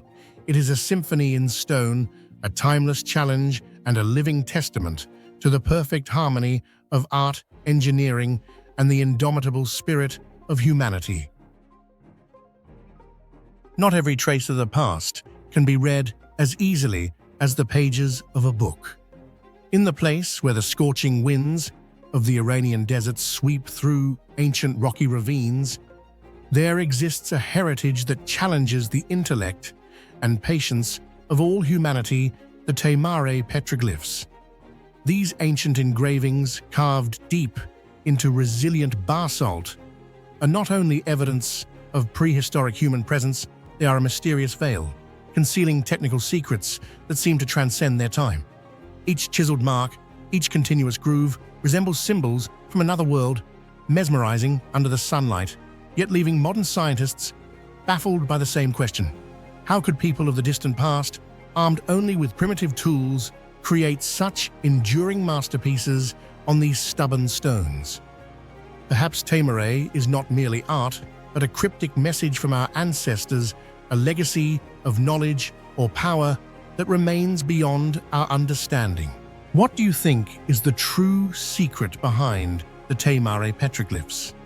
Share your thoughts in the comments below. When the first nomads discovered Tamare at the beginning of the 20th century, they could never have guessed they had just opened a doorway into a vibrant archive of human life thought and worldview stretching back tens of thousands of years. Thousands of petroglyphs were directly carved onto tough basalt boulders, scattered across steep mountainsides and rugged valleys. Based on modern dating methods, many scholars estimate that some of the engravings at Tamare may have been created nearly 40,000 years ago, during the Paleolithic period, when most of humanity was still immersed in hunting and gathering with no concept of art or abstract symbolism. Yet what makes Tamare a hotspot of heated archaeological debate is not just the great antiquity of its images, but rather the stone carving technique here far exceeds any standards or capabilities known from primitive tools in the historical record. Among the countless mysteries surrounding Tamare, what perplexes scientists the most is how ancient people managed to produce sharp, deep, and even lines on hard stone with an almost unbelievable precision, nearly impossible to replicate using only primitive tools. Many carvings are more than 1 centimeter deep. The lines are unbroken, showing no signs of abrupt changes or erratic scratches, while the inner surfaces of the grooves are remarkably smooth.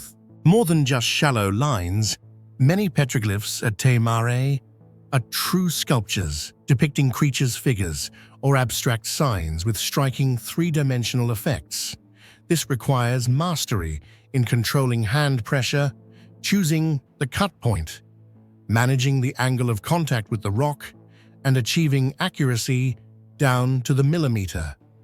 Even more striking, these carvings were made on basalt, a stone so hard that its strength approaches that of mild steel, while prehistoric tools would have been mostly flint, animal bones, or soft metals if available, none of which could produce such deep and consistent engravings. Researchers conducting microscopic examinations of the grooves observed many cuts have a uniform surface texture without cracks or signs of being worn down by other stones. Some even show faint signs of melting, as if the stone had been subjected to high heat or intense force for a short period, something even modern master sculptors with current tools find extremely difficult to reproduce perfectly. Numerous theories have been proposed. Could our ancestors have possessed some lost secret technology? Did they use rapid heating and cooling methods, or knew how to create special hard alloys? Some even speculate, albeit vaguely, about lost civilizations preceding recorded history or encounters with extraterrestrials when all that remains are these inexplicable marks on stone. Delving into the content of the images, archaeologists are amazed by the diversity and richness of the Tamare petroglyphs. In addition to hunting scenes and familiar animals like wild cattle horses, camels, deer, and sheep, there are countless strange symbols and depictions of bizarre creatures. Especially noteworthy are figures completely unmatched by any known animals, such as mollusk-like beings with 6-limbed creatures with round heads and enormous eyes, or hybrid forms of human beast and deity. Some images are highly abstract, nested circles, interlocked links, spirals, lattice grids, and signs that no culture has yet deciphered. Many symbols are strung together like a code leading to theories about a sign system or a proto-writing language. Astonishingly, regardless of whether the images are simple or complex, coarse or sophisticated, they all share an extraordinary sharpness, uniformity, and continuity, almost never showing any flaws, something seemingly beyond the capability of ancient artisans limited to crude stone or bone tools. One cannot ignore the exceptional setting of Tamare, where all petroglyph-bearing stones are basalt or extremely hard sedimentary rocks scattered on precarious mountainsides, far from settlements in a dry climate, nearly unfit for long-term habitation. Who braved such dangers, moving tons of massive stones to mountain peaks just to carve art? Why not choose more accessible sites or softer stones? Was there a special purpose, a sacred ritual, or a timeless message behind their choices? A startling discovery: some symbols at Tamare bear uncanny resemblance to rock engravings in Europe, such as in France and Spain, Africa, ancient Egypt, and even South America. This similarity goes beyond mere coincidence, giving rise to theories of shared ancient knowledge, a universal symbolic language, or cross-continental contacts never recorded in history. Recurring motifs include geometric characters, long symbol sequences, sun and crescent moon images, crosses, zigzag lines, and chain links. All appear in various cultures, but at Tamare, they reach a level of refinement and consistency unseen elsewhere. Today, under the pressure of nature erosion, rain, sun, unregulated tourism, and stone mining. Many petroglyphs at Tamare have faded, cracked, or been irreparably destroyed. Without timely conservation efforts, this unique archive could vanish forever, leaving an irreplaceable gap in our understanding of the origins, technological prowess, and creative spirit of our ancestors. Theories about Tamare's stone carving techniques remain a hotly debated topic among scientists worldwide. Some believe the ancients gradually ground the stone with fine sand and water over an extremely long time. Others suggest heating the rock with fire, then pouring cold water to cause cracks and exploiting those fissures. Yet none of these theories adequately explain the strange precision, smoothness, and uniformity of the carved grooves. Some materials, science experts even boldly suggest that the traces of slight melting inside the grooves indicate ancient knowledge of high-temperature techniques or the use of some hard alloy, a level of technological mastery not seen until recent millennia. Furthermore, many cultural scholars emphasize Tamare's superior stone carving skills were not just for art, but reflect an intersection of technical knowledge, spiritual beliefs, and cosmic vision. Perhaps they left behind a library encoding knowledge about the cosmos, society, natural cycles, or astronomical maps, in a symbolic language that science has yet to decipher.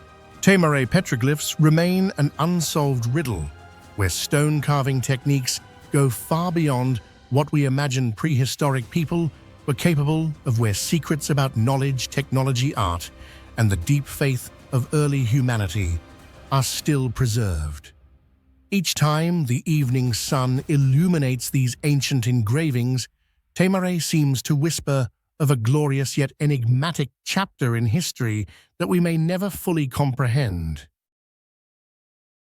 Not every ancient monument stands tall amid streams of tourists and the glare of modern city lights. In the far south of Egypt, where endless golden sands stretch to the horizon, lies a land that history itself seems to have deliberately hidden from the world's eyes. Nabta Playa, a name unfamiliar to most of humanity, is actually the keeper of some of our most primal mysteries about the origins of human knowledge. Here, in the silent heart of the desert, no trees, not a drop of water, challenging standing stones have quietly endured across generations. Not a pyramid, not a palace, nor the legacy of any of those grand civilizations found in textbooks. Nabta Playa is a profound, unanswered question, living proof of a stone-building technique that escapes all conventional understanding of its era. Who chose this harsh, remote land to realize such a cosmic endeavor? How did they move, arrange, and raise countless multi-ton stones without leaving a single clue for posterity? Standing within the stone circle of Nabta Playa, anyone is forced to confront a sense of smallness before both the power of nature and the knowledge that has been buried beneath the sands of time. What do you think motivated ancient people to build Nabta Playa in the heart of the desert? Share your thoughts in the comments below. More than 10,000 years ago, the land that is now Nabta Playa was not a sweltering, sandy desert, but a vast freshwater lake home to some of the earliest pastoral hunting and farming communities in Africa. As the climate gradually changed, the lake dried up, leaving layers of sediment and gravel. Yet ancient people did not leave. Instead, they transformed this place into a cultural, religious, and astronomical center unseen at the time, and the site of a true revolution in stone-building techniques far beyond any conventional understanding. The greatest mystery posed by Nabta Playa for humanity lies in how ancient people were able to construct such magnificent stone structures in the heart of a harsh desert, all without the aid of any modern technology. Many of the stones here weigh from 1 to several tons, with most identified as having been transported from quarries located dozens of kilometers away across shifting sands, steep dunes, and the unforgiving Sahara climate. They had no wheels, no carts, nor any large-scale draft animals, organizing the movement of each massive stone required a level of community coordination, organizational skill, and intelligence that far exceeds what we typically imagine for the Stone Age. Yet transportation was only part of the wonder. The real marvel of Nabta Playa lies in how these stones were raised and arranged into perfectly formed circles, with the main marker stones aligned with absolute precision to the positions of sunrise and sunset during the summer and winter solstices.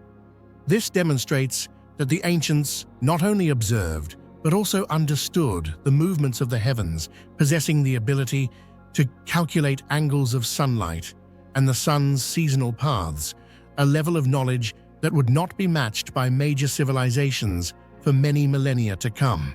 The process of erecting these stones also demanded sophisticated techniques, digging deep foundations, reinforcing bases, and using additional stones as counterweights to keep the structures standing firm for thousands of years without mortar.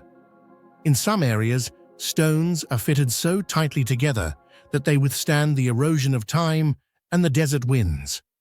Remarkably many stones are adorned with intricate carvings depicting bull and goat heads or cosmic symbols, demonstrating the unique sculpting skills and aesthetic sensibilities of these ancient people. The arrangement of the stone circles and standing stones was not random at all, but strictly followed the patterns of the sun, moon, and major constellations. Some theories even suggest that the builders of Nabta Playa understood the precession of the Earth's axis, a concept far ahead of their time. Alongside the stones used for astronomical purposes, Nabta Playa also features animal statues of exquisite craftsmanship, likely used in religious ceremonies to mark seasonal changes or to commemorate community events. Why did people living on the desert's edge, struggling daily against heat and drought, invest generations of effort into constructing such monumental works? The only answer so far: they were propelled by intense faith in astronomy, religion, and the life or death cycles of the seasons. For Nabta Playa's inhabitants, the stone circle was not merely a meeting place. It was a cosmic clock for determining rains, planting, and holding sacred rituals. This drive for survival and faith propelled them to develop stone-building techniques that surpassed their era. The stone structures of Nabta Playa date back from 7,000 to 6,500 years ago, meaning they are millennia older than the pyramids of Giza or Stonehenge. Many scholars believe that Nabta Playa's techniques in stonework, astronomical observation, social organization, and religious practices laid the direct foundations for later ancient Egyptian civilization. Rituals venerating cattle solar deities and large stone-moving technologies all appeared at Nabta Playa before becoming widespread in the Nile Valley. Even though modern scientists have used every possible method, from satellite imagery and ground-penetrating radar to fossil analysis and direct archaeological excavations on site, Nabta Playa still guards a host of mysteries that humanity has yet to fully unravel. How could ancient people precisely determine astronomical positions without any modern measuring instruments? By what means did they transport multi-ton stones across great distances? Did they slide them across sand, roll them on logs, or wait for the rainy season to take advantage of softer ground? Who were the actual designers and organizers behind these constructions? Was it an elite class of priests or astronomers, or was it the result of collective effort from the entire community? For what reason, after Nabta Playa was abandoned, did the knowledge and stone construction techniques persist and continue to develop in neighboring civilizations, influencing many subsequent generations? And finally, is there a deeper connection between the mysterious stone-building techniques at Nabta Playa and other famous sites worldwide, such as Stonehenge, Karnak in Europe, or the ancient stone circles of Central Asia? All of these questions remain unanswered, making Nabta Playa one of the greatest enigmas still challenging modern archaeology. Today, Nabta Playa is not only an archaeological treasure trove, but a powerful testament to ancient human intellect and aspiration. Abandoned for thousands of years, the stones still stand tall amidst the sands, defying every stereotype of primitive prehistoric people. During rare rains, the land awakens, and the stone circles seem to come alive again, catching the sun at the exact spot as they did so long ago. Perhaps Nabta Playa's greatest mystery is not its materials, structure, or the stone's durability, but the indomitable spirit, cosmic curiosity, and drive to master nature of a society far less primitive than we might believe. Nabta Playa proves that humanity, even in the harshest circumstances, can create wonders beyond their time if guided by faith, knowledge, and a united community. The stone-building techniques of Nabta Playa went far beyond the era's technology and have become symbols of intelligence, creativity, and mankind's urge to decipher the universe. More than 7,000 years have passed, but Nabta Playa remains a great scientific challenge. Its stone circles, astronomical markers, animal statues, and tombs still quietly tell the story of a civilization that once rose to greatness amid a harsh desert, then vanished, leaving us to question our own understanding. Have we truly uncovered our ancient past, or do countless more Nabta Playas still lie buried in the sands, waiting to be discovered? Located in the southeastern outskirts of Zimbabwe's capital Harare, the balancing rocks of Epworth have become an enduring symbol of this country, not only appearing on banknotes, but also etched deeply into the memories of anyone lucky enough to witness them firsthand. Yet behind this gravity-defying beauty lies something that has left scientists and travelers from all over the world both amazed and puzzled: the incredibly mysterious formation process of these stones. Millions of years of history have shaped an unsolved wonder, as if nature itself had become a master sculptor. What do you think truly creates the perfect balance of these stones? Just nature's randomness? Or is there some secret that science has yet to uncover? Share your thoughts in the comments below. Balancing rocks are not unique to Zimbabwe. You can find similar formations in the United States, Australia, or India. But in Epworth, Zimbabwe, everything is oddly different. The granite stones here are not only enormous, but also perform in breathtaking poses. A rounded boulder weighing tens of tons may teeter precariously, touching the rock below with only a minuscule surface, sometimes just the size of a human hand. Many seem like they could tumble with a strong gust of wind, yet they have stood strong for hundreds of thousands, even millions of years.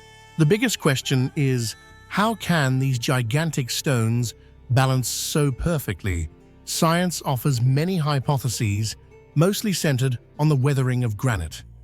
Over time, granite rocks are eroded by wind, water, and temperature changes between day and night. Both chemical and physical weathering occur over millions of years, creating tiny cracks that allow water to seep deep inside. When the water freezes and then thaws cyclically, the rock gradually splits into separate blocks, rounding off over time due to abrasion. But being evenly rounded is not the only factor. In Epworth, deep geological movements have also contributed to arranging the stones atop each other, sometimes in ways that seem nearly impossible. Yet what truly perplexes scientists is, why do the rocks choose just the right point of balance? In some cases, a tiny movement would be enough to topple an entire formation, but in reality, they have withstood countless minor earthquakes, storms, and harsh climate changes. Is it really just nature's randomness that produces such balance, or is there some deep rule within the Earth that remains undiscovered? In research documents, this phenomenon is referred to as Turoe rocks that rise from the Earth after the surrounding soil has eroded away. But the irregular distribution and physics-defying structures in Epworth go far beyond any theoretical simulation. The rock groups seem to imitate towers, staircases, or even upside-down cups. Each stone takes on its own shape. Some are as round as eggs, others as square, as if they had been carved. Many scientists have tried to recreate the formation process with simulations by adjusting rates of weathering, wind direction, rainfall, or the frequency of geological changes. But the results still cannot explain the incredibly low probability of achieving perfect balance points like those in Epworth. That's why many call this place a natural miracle, where every centimeter seems to have been precisely calculated by the universe. Looking deep into their internal structure, the rocks at Epworth originated from granite layers formed 2 billion years ago inside the Earth. The uplifting of the continental crust, together with millions of years of weathering, sculpted the original blocks into works of art. But the most astonishing thing is still time. Here, time itself is the sculptor, the artist, the engineer. What we see today is the result of millions of rainy and sunny seasons, every gust of wind, every little stream. One could say that every crack, every worn spot on the stone records a memory of time, a testament to the greatness of nature. Precisely because physics and mathematics can't completely explain the phenomenon, many legends surround the balancing rocks. Some locals believe these are the footprints of gods. Only gods or ancient civilizations with supernatural powers could arrange the stones in this way. There are even fringe theories suggesting alien construction, though there is no scientific evidence for this. Yet the mysterious sacred atmosphere of this place continues to captivate adventurers and dreamers alike. Balancing rocks of Epworth are not just a geological phenomenon, they are a major cultural symbol for Zimbabwe. The image of these stacked stones appears on many denominations of Zimbabwean currency, in postcards, paintings, and as a source of national pride. Local people believe the stones carry the balancing power of the universe, that gods reside within and protect the land from misfortune. Some legends say that if one day one of the large stones were to fall, it would foretell a major turning point in the nation's history. Even after countless theories from geologists, no one has fully explained the perfect balancing mechanism of the balancing rocks of Epworth. How do all the forces gravity wind? Small earthquakes failed to move the stones over millions of years. Did repeated tremors harden the stone structures over time? Or is there some secret rule of weight distribution that humans have never discovered? These remain open questions, a never-ending inspiration for geologists, physicists, mathematicians, artists, writers, and filmmakers. Today, the Epworth Balancing Rocks have become a top destination for tourists from around the globe. No one visits without trying the thrill of standing beneath a ready-to-fall boulder for a photo, feeling humanity's smallness before the awesome power of time. For many, it's also a spiritual experience, a moment to reflect on nature's balance and the connection between past and present, earth and sky. The balancing rocks of Epworth are not just a physical marvel, but also an unsolved riddle of time. Is everything really just coincidence, or do hidden laws still exist in the depths of the universe, far beyond what modern science can reach? Perhaps that question will remain a mystery, giving each generation a reason to come back in wonder, awe, and contemplation at the greatness and mystery of nature. Amidst the ancient land on the banks of the Tigris River, the ruins that remain of the city of Ctesiphon, once the glorious capital of the Sasanian Empire, ancient Persia, now part of Iraq, still stand, a structure that commands the respect of the modern world. Takht-e, also known as the Arch of Ctesiphon. Not merely the largest brick arch ever built by human hands, Takht-e also stands as a symbol of intelligence, ambition, and unresolved mystery of humankind. Many generations of archaeologists, engineers, historians, and architects have been puzzled by this feat. How could people of the past, with only rudimentary tools, create a massive brick arch, stretching more than 37 meters long and nearly 30 meters high, without concrete, steel, or any modern material? What do you think is the greatest secret hidden inside or beneath this arch? Will modern science ever fully decipher the technical mysteries of Takht-e, or will they forever remain unanswered theories? Share your thoughts in the comments below. What makes Takht-e truly remarkable is not just its size, but the technical solution far ahead of its era. The entire arch was constructed solely of fired bricks, stacked and interlocked ingeniously without the use of any steel reinforcement, reinforced concrete, or special adhesives as seen today.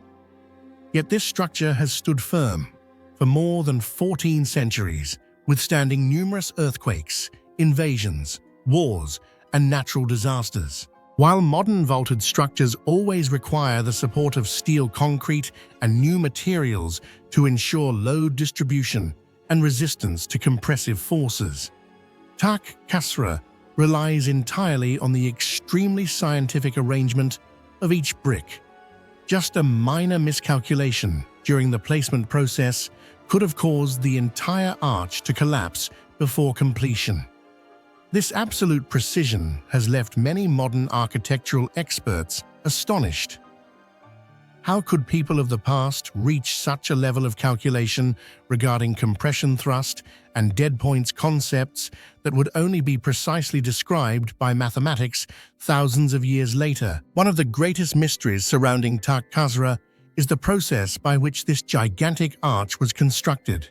Historical records scarcely mention the construction methods in detail. Modern scientists hypothesize that the Sasanians may have used enormous wooden scaffolding to raise each layer of bricks, gradually building up from both sides of the arch, using the brick's own weight to generate pressure and lock the structure. However, no archaeological evidence has yet definitively proven the use of scaffolding of such scale and complexity. Moreover, questions about the quality of the fired bricks, brick firing techniques, and the ability to control precision in each cut continue to confound scientists. Some recent analyses indicate that the bricks at Takht-e are almost identical in size, with solid structure and low water absorption, proving that their brick firing technique was nearly flawless, far surpassing many other civilizations of the time. Furthermore, the bricks are not bonded by cement or rigid mortar, but instead rely primarily on mechanical interlocking and their own weight. This means every layer of bricks had to be placed with millimeter-level precision, or the entire arch would be off-axis and unable to withstand the overall pressure. This is precisely what many modern experts have had to admit. Even with three-dimensional blueprints and modern machinery, building a brick arch of Takht-e's size without steel reinforcement remains an extremely challenging feat. For thousands of years, Takht-e has stood firm as living evidence of the enduring intelligence of ancient humans. The structure has endured many powerful earthquakes, wars, and even the neglect and destruction brought by time. And yet to this day, the arch has not completely collapsed. Modern engineers who simulate the forces acting on this arch are amazed to find that even a small deviation in the position or orientation of a single brick could cause the entire arch to collapse like dominoes. So where does the real secret lie? Did people of the past possess building techniques that have been lost to history, or did they understand materials and dynamics better than we imagine? Some scholars believe that the Sasanians may have used extremely precise manual measuring devices or passed down secret formulas for calculating forces through generations of craftsmen, but no one is certain what the true answer is. Notably, Many theories suggest that the foundation and system of load distribution beneath Takht Khasra's ground are part of the mystery. Small-scale excavations have revealed layers of bricks buried deep below, helping to distribute the arch's weight in many directions and increase its stability. But because the area has yet to be fully excavated, all these theories remain speculative. To this day, Takht Khasra remains one of the most attractive subjects of study for archaeologists, architects, and structural engineers. Numerous international research groups have tried to reconstruct three-dimensional models, use laser scanning, simulate dynamics and materials to unlock the secrets of its structure.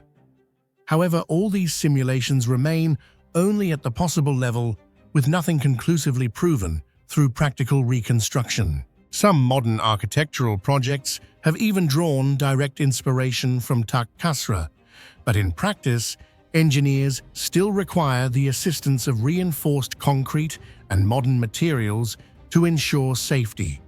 No one dares to build an arch of such size using only bare bricks, as was done in ancient times. For this reason, Takht Khasra is considered a thorny problem.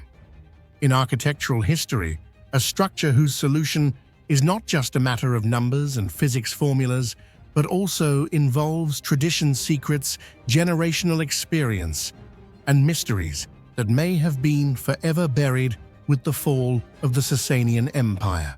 Surrounding Takht Khasra are also many legends and hypotheses about secret chambers, underground tunnels, places where treasures or lost documents were kept. Some researchers believe that because there are supporting structures beneath the ground that increase the arch's strength, the Sasanians hid their construction secrets there. Yet to this day, due to wars and instability in the area, all large-scale excavation efforts have ceased. The symbols, patterns, and inscriptions still remaining on the arch walls also carry many mysterious messages. Some symbols are religious, others pertain to royal authority or even technical codes that the Sasanians wanted to leave for posterity. However, fully decoding these symbols remains a long and ongoing journey. Takht Khasra is not only a witness to a bygone era, but also an eternal challenge to modern science and human intellect. Beyond its status as a historical relic, Takht Khasra is a reminder of the limits humanity can break through with intelligence, creativity, and the spirit of conquering the impossible. Perhaps the greatest secret of Takht Khasra is that it exists without a complete explanation. It embodies the harmony of art, science, and mystery, a testament to humankind's ability to do the impossible, a challenge not only for the ancients, but also for the modern world.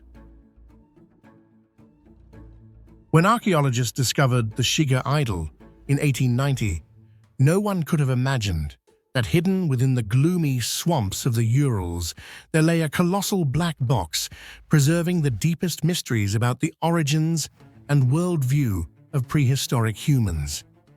This wooden statue not only astonishes because of its age, over 11,600 years, but also leaves modern scientists perplexed with questions about its meaning, purpose, and true origin.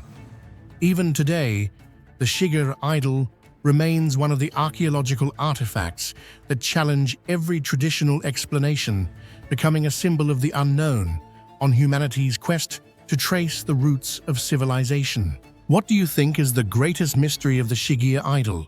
What could be the real purpose behind this ancient statue? Share your thoughts in the comments below. The Shigir Idol was accidentally discovered when gold miners dug deep into the peat layers of the Shigir swamp. The strange wooden fragments were initially thought to be roots until archaeologists pieced them together and realized it was a colossal structure intricately carved with geometric motifs and bizarre faces. From that moment, one of the greatest mysteries of Eastern European archaeology began. Who created it?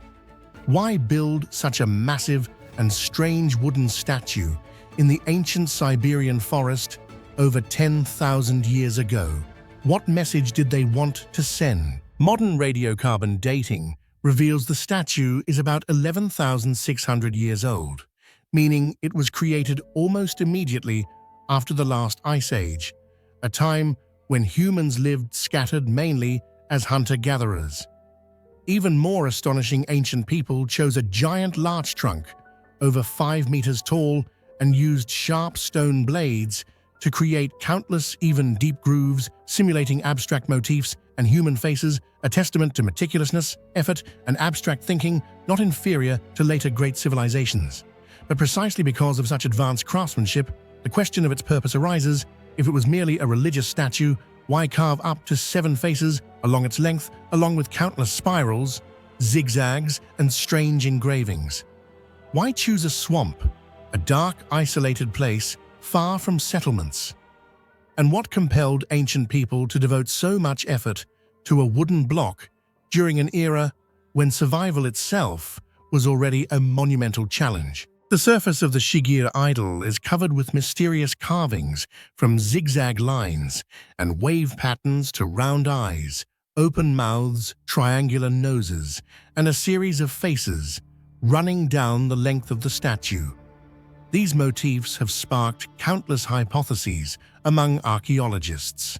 Some believe that the carvings represent a spiritual map, depicting layers of souls or otherworldly realms that ancient people believed existed alongside the physical world.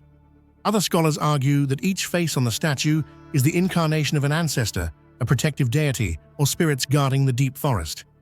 There is also a theory that the Shigir Idol once served as the central pillar for sacrificial or harvest rituals, since the swamp where it was placed was seen as a gateway to the afterlife. Furthermore, many modern researchers suggest that the geometric patterns carved into the statue are actually a secret language, a system of symbols meant to pass down ancient knowledge that even today we are unable to decipher. It is this ambiguity and abstraction that have turned the Shigir Idol into a sealed message from a lost culture, so that every attempt to decode it today can only end as speculation based on our modern understanding. One often overlooked mystery: the Shigir Swamp is an extremely unfavorable environment for daily life and traditional rituals. So why choose this place to position such a colossal artifact? Some believe ancient people intentionally erected the statue at a boundary between life and death, between land and deep water, a site where, according to ancient belief, the border between worlds is thinnest.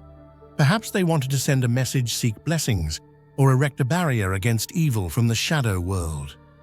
Moreover, the swamp environment mummified the wooden statue for tens of millennia, raising another question. Did ancient people know about this unique preservative effect, or was it just random luck? Researchers have discovered that the patterns on the Shigir Idol bear a striking resemblance to symbols found in many Neolithic cultures, and even appear in motifs carved on stones across Eastern Europe, Siberia, and Central Asia thousands of years later. This finding has sparked the hypothesis that there once existed a shared symbolic language among hunter-gatherer communities in the late Ice Age, a system of signs whose true origins science has yet to uncover. If this hypothesis is correct, then the Shigir Idol may well be the original prototype, the foundation for the emergence and development of more complex beliefs and religious rituals in later cultures. Many scholars from the school of symbolic anthropology believe that the Shigir Idol served as a guardian of the afterlife, erected to protect the community from dark forces, or to guide the souls of the dead to eternity. Others argue that with its numerous faces and dense patterns covering the statue's body, the Shigir Idol was actually a visual record of major events, ancient legends, or even a map of the worldview belonging to an entire prehistoric community. Additionally, some experts focus on practical functions, suggesting that the statue might once have been used as a territorial marker, a totem asserting ownership, or even as an offering during times of communal crisis. However, all of these theories still have certain weaknesses, because to this day, there is no truly convincing evidence strong enough to definitively solve the mystery of the true origin and purpose of this ancient artifact. Recently, with CT scanning and ultra-high-resolution surface analysis, archaeologists have detected micro-carvings and repairs on some faces, suggesting the statue may have been added to or altered over time, connected to major upheavals in ancient communities. Some layers of natural paint traces of plant-based adhesives remaining on the surface further fuel the theory of changing skin changing color or ritual activation by periodically adding new color to the statue. Each new discovery opens another mysterious door. Are these traces of purification rebirth rituals, or simply ways to maintain the statue against decay? Astonishingly, for over a century of research, no explanation about the Shigir Idol's purpose and origin has won complete scholarly consensus. The deeper one delves into its details, the more the wooden statue resembles a convex mirror reflecting all our beliefs, obsessions, and anxieties about the limits of human knowledge. For some, the Shigir Idol is evidence of extremely early religious thinking by Homo sapiens showing belief in a spiritual world long before the rise of major civilizations. For others, the statue is simply a tribal mark or a visual logbook of a hunter-gatherer community. And for explorers, it will always be a symbol of unresolved mystery, of the longing to find the deepest roots of the human soul. Advances in archaeological technology such as wooden DNA analysis, three-dimensional modeling, and AI geometry decoding may bring future generations closer to reading the ancient symbolic language on the Shigir Idol. But perhaps this wooden statue itself, with hundreds of mysterious symbols, ghostly faces, and a strange swamp location, will forever serve as a humble reminder. Some mysteries lie beyond our understanding and are an inseparable part of humanity's legacy. Amid the misty countryside of Ireland, where history and legend intertwine, a strange granite stone has stood tall for thousands of years, the Turoe Stone. Not a towering monument, nor a magnificent temple, just a small, unassuming pillar, yet one that holds within itself countless unsolved mysteries. As you approach, anyone would find themselves bewildered by the labyrinth of spirals, flowing lines, and abstract patterns covering its surface, the unmistakable marks of Latine art, left by ancient hands like an encrypted code, challenging the future. As time passes, these layers of coding continue to spark curiosity and drive generation to explore and decipher the true wonders hidden within the Turoe Stone. What do you think the patterns on the Turoe Stone are truly hiding?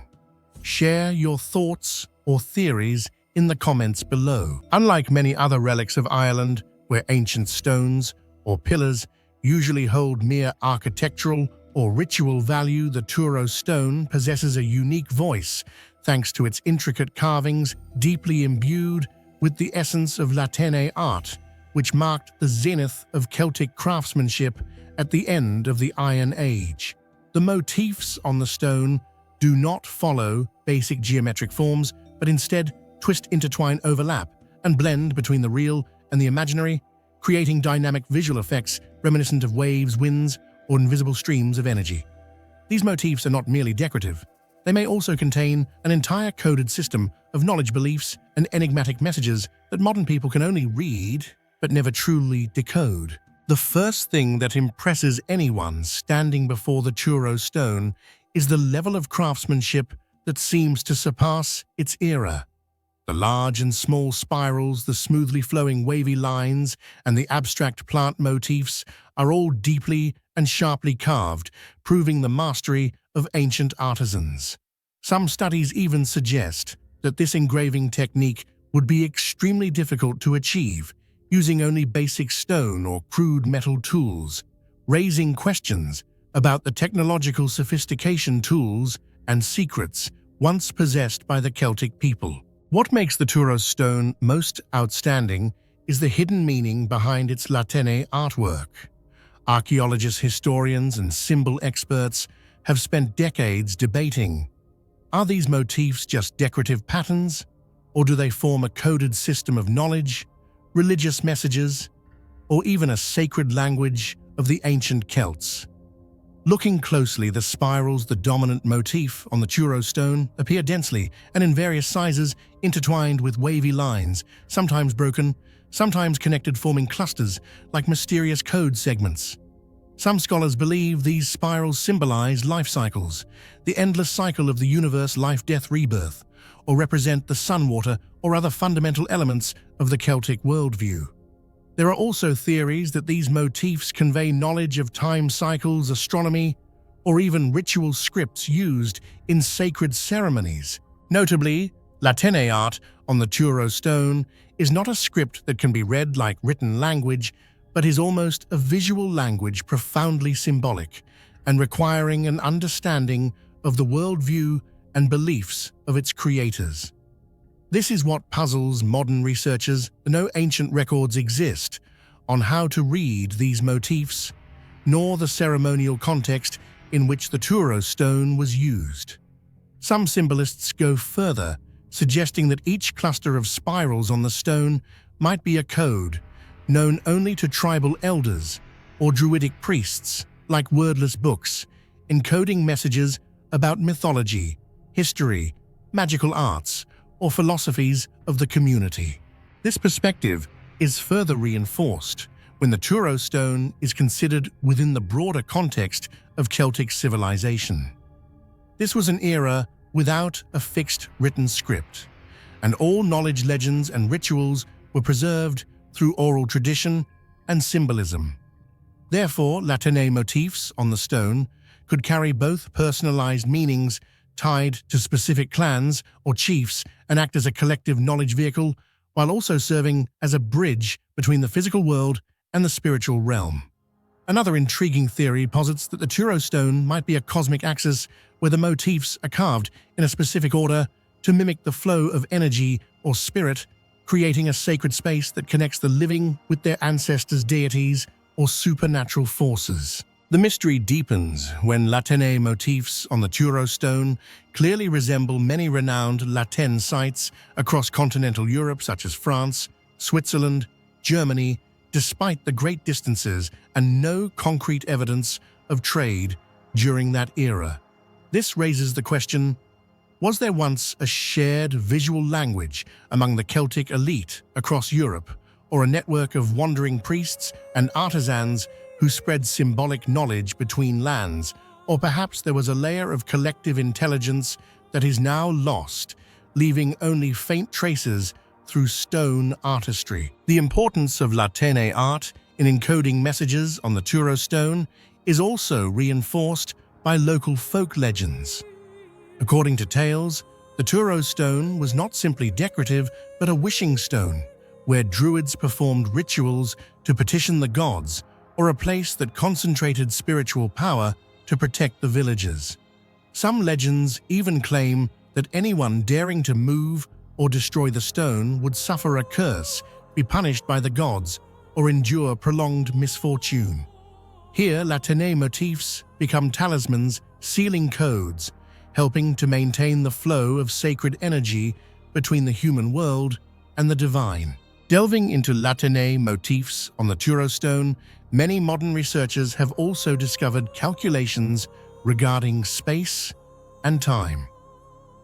The spirals are arranged in specific directions, potentially aligned with sunrise or sunset points. During the year, the positions of stars, or the seasonal markers of the calendar.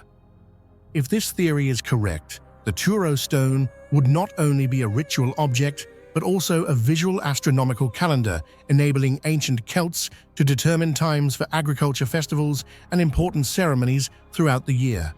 However, evidence is still too limited to draw definitive conclusions, especially since moving the Turoe Stone from its original location has erased many clues connecting it to the ancient landscape. Although many theories have been put forward to this day, the Turoe Stone and the Latene artistry on it remain an undeciphered code. Each carved layer, every spiral, is like an open question, challenging generations of archaeologists, historians, and lovers of ancient mysteries. Is this a spiritual map of the Celts, an unwritten history book, or simply an unconscious masterpiece? We may never know for certain. The Turoe Stone has transcended time and space to become an eternal symbol of the Celtic desire to encode and preserve knowledge. No matter how modern we become, we are still drawn to the unsolved mysteries that this stone represents. With its unique Latene artistry and mysterious coded layers, the Turoe Stone is not only a cultural legacy, but also a reminder of creativity, spiritual depth, and faith in the enduring power of the mysteries of the past. In the wild and harsh land of the Yukok Plateau in Siberia, beneath layers of eternal ice that have lasted for thousands of years, archaeologists have discovered one of the most important and mysterious archaeological sites of the modern era: the mummy of a woman belonging to the Pazyryk culture, famously known as the Siberian Ice Maiden Princess of Yukok. The findings within this tomb, from clothing tattoos and grave goods to traces of burial rituals, not only provide deep insights into the life of the Pazyryk people, but also pose countless unanswered questions about the true identity and strange death of this figure. Who do you think the Siberian Ice Maiden really was? In your opinion, is the greatest mystery her clothing, her tattoos, or the cause of her death? Share your thoughts in the comments below. When the Ice Maiden was excavated in the summer of 1993, the world was astonished by the extraordinary integrity of the mummy.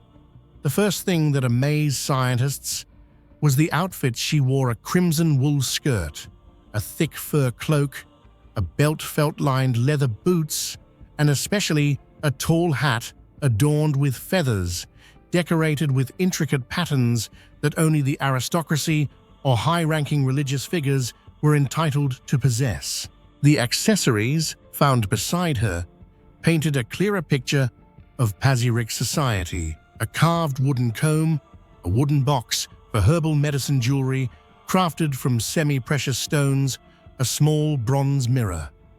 All of these show a level of craftsmanship and artistry far above the ordinary, reflecting both the wealth and the special role of this woman in her community.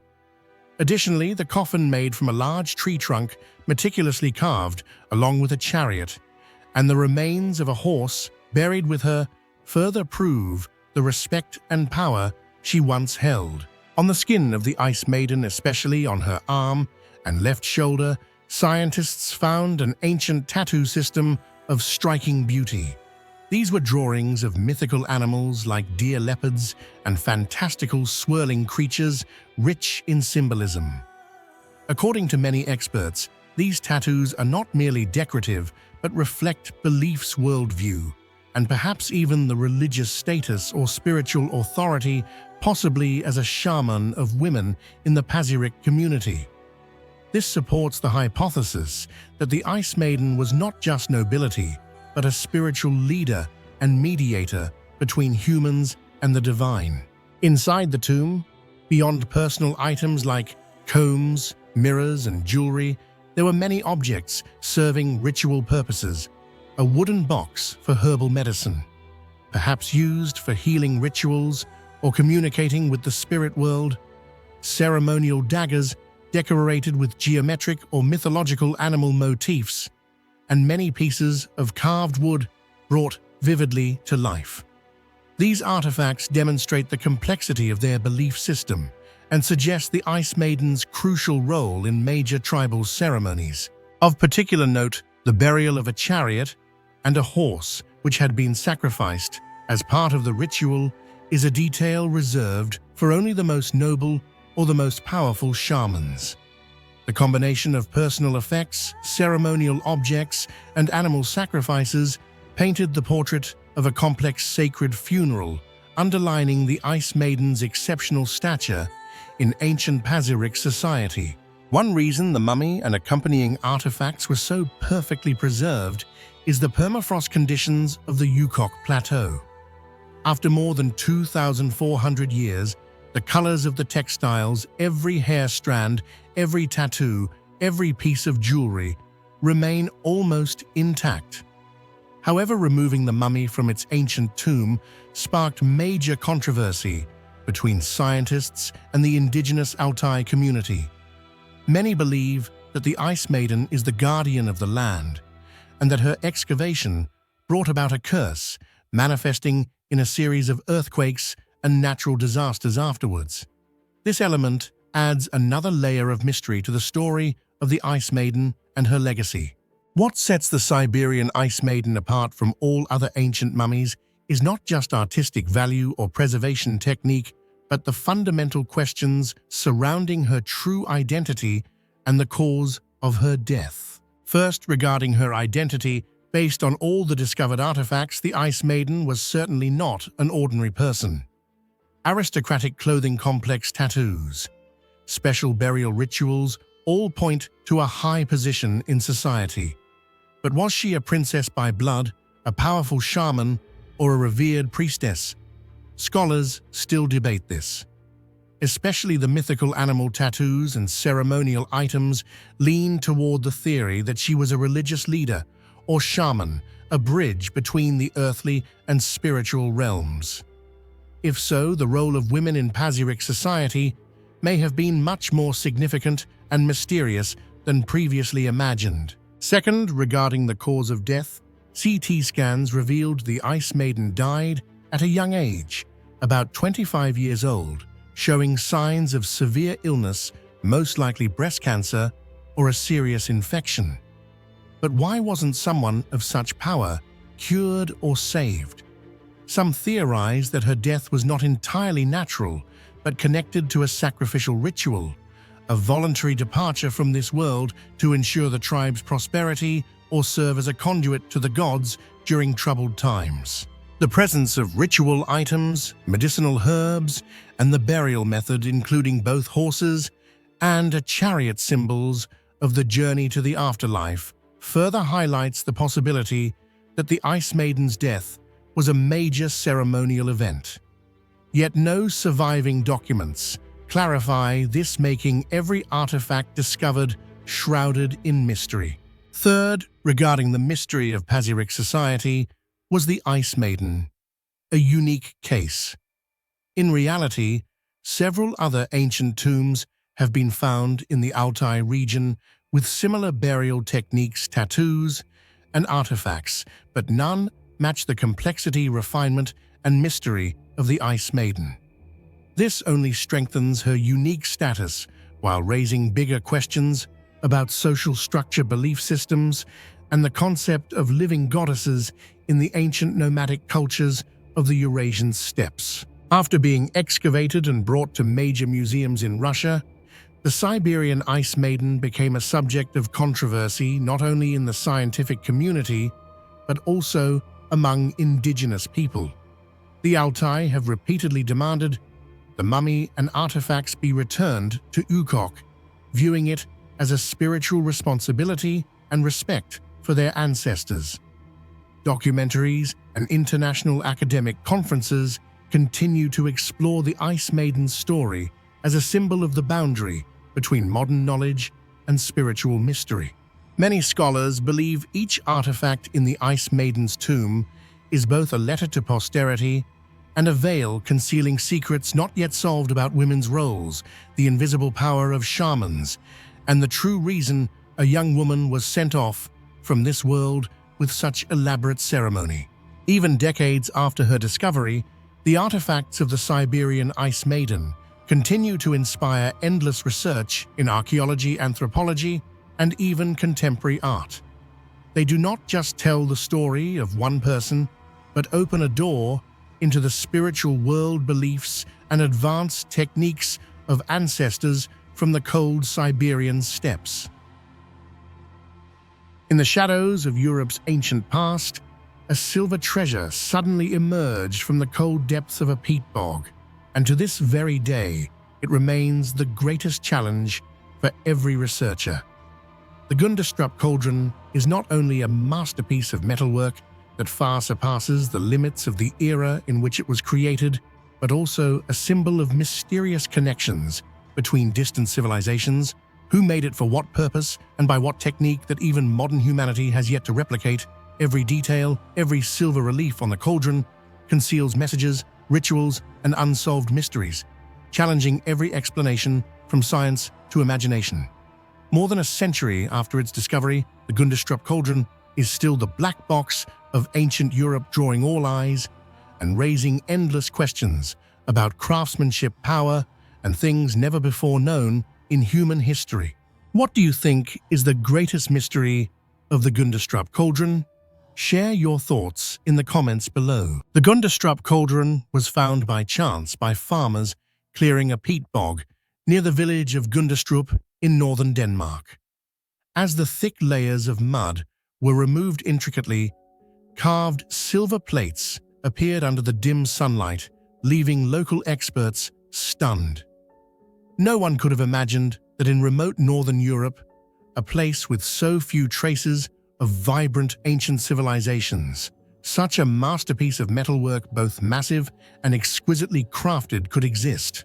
When reassembled, the cauldron stands about 42 centimeters tall, with a diameter of up to 69 centimeters, comprising a total of 13 silver plates, 5 for the exterior, 7 for the interior, and 1 for the base, all joined without the use of modern welding techniques. Each plate is decorated in high relief with lively sculpted figures, rendered in a level of detail rarely seen in any other artifact of the era. What makes the Gundestrup Cauldron one of the greatest engineering marvels of the ancient world lies in its rare materials and the transcendent craftsmanship it possesses. The entire cauldron is made from pure silver mixed with a small amount of copper, forming an alloy that retains a brilliant gleaming shine while greatly increasing the object's durability and strength. Modern scientists have analyzed and determined that the amount of silver used to create this cauldron reaches about 9 kilograms, a truly enormous figure by any standard of ancient society, clearly reflecting the immense wealth, power, and high status of its original owner. However, what truly astonishes experts is the extraordinary level of silversmithing achieved by ancient artisans.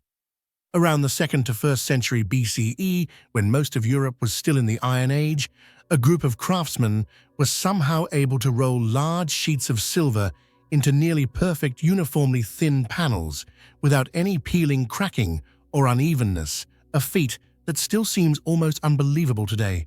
They then shaped these silver sheets into incredibly lifelike, three-dimensional reliefs, engraving mythological figures, animals, and geometric motifs with crisp lines that captured depth, emotion, posture, and even the finest details such as patterns on armor, animal fur, or snake scales.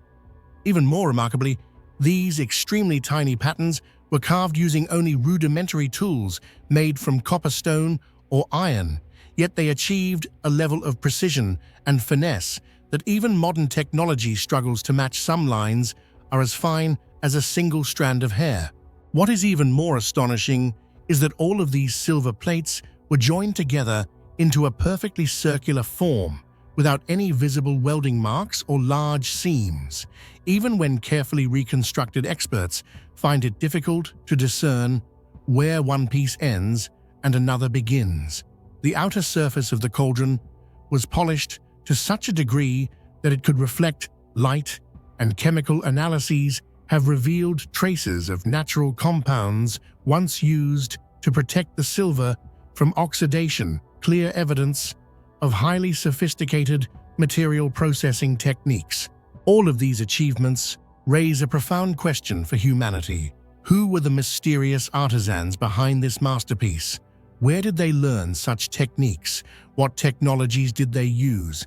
And how were they able to surpass the metallurgical and artistic standards of the rest of ancient Europe? Even today, with access to electron microscopes, spectrometers, and the most advanced modern analytical tools, scientists are still unable to fully replicate these ancient techniques, using only primitive implements as our ancestors once did.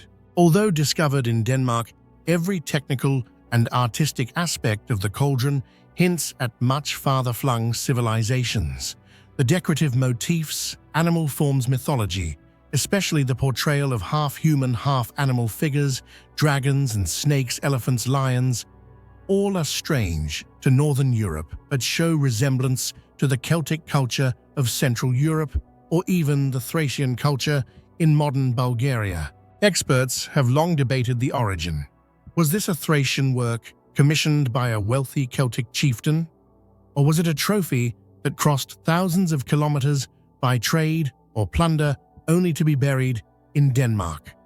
The combination of Eastern European silver joining techniques, Celtic decorative art, and religious elements never before seen in Scandinavia makes this cauldron a mysterious hybrid impossible to slot into any single artistic tradition.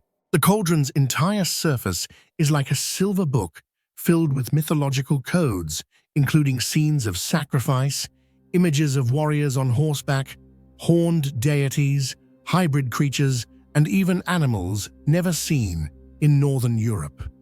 Most notable is the image of the horned god, often believed to be Cernunnos, the forest god of the Celts, sitting cross-legged, holding a snake and a mystical ring surrounded by wild animals. Some motifs even depict warriors being immersed in the cauldron, sparking theories that the object was used in rites of rebirth, sacrifice, or fertility. Animals like elephants, lions, unicorns, and mythical fish, all foreign to the north, further strengthen the argument for an imported origin. To this day, no one can say with certainty what the Gundestrup Cauldron was used for.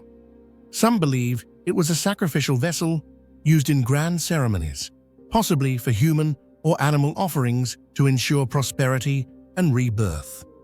The scenes on the cauldron clearly depict rituals, prompting scholars to think it belonged to a mysterious cult or elite class.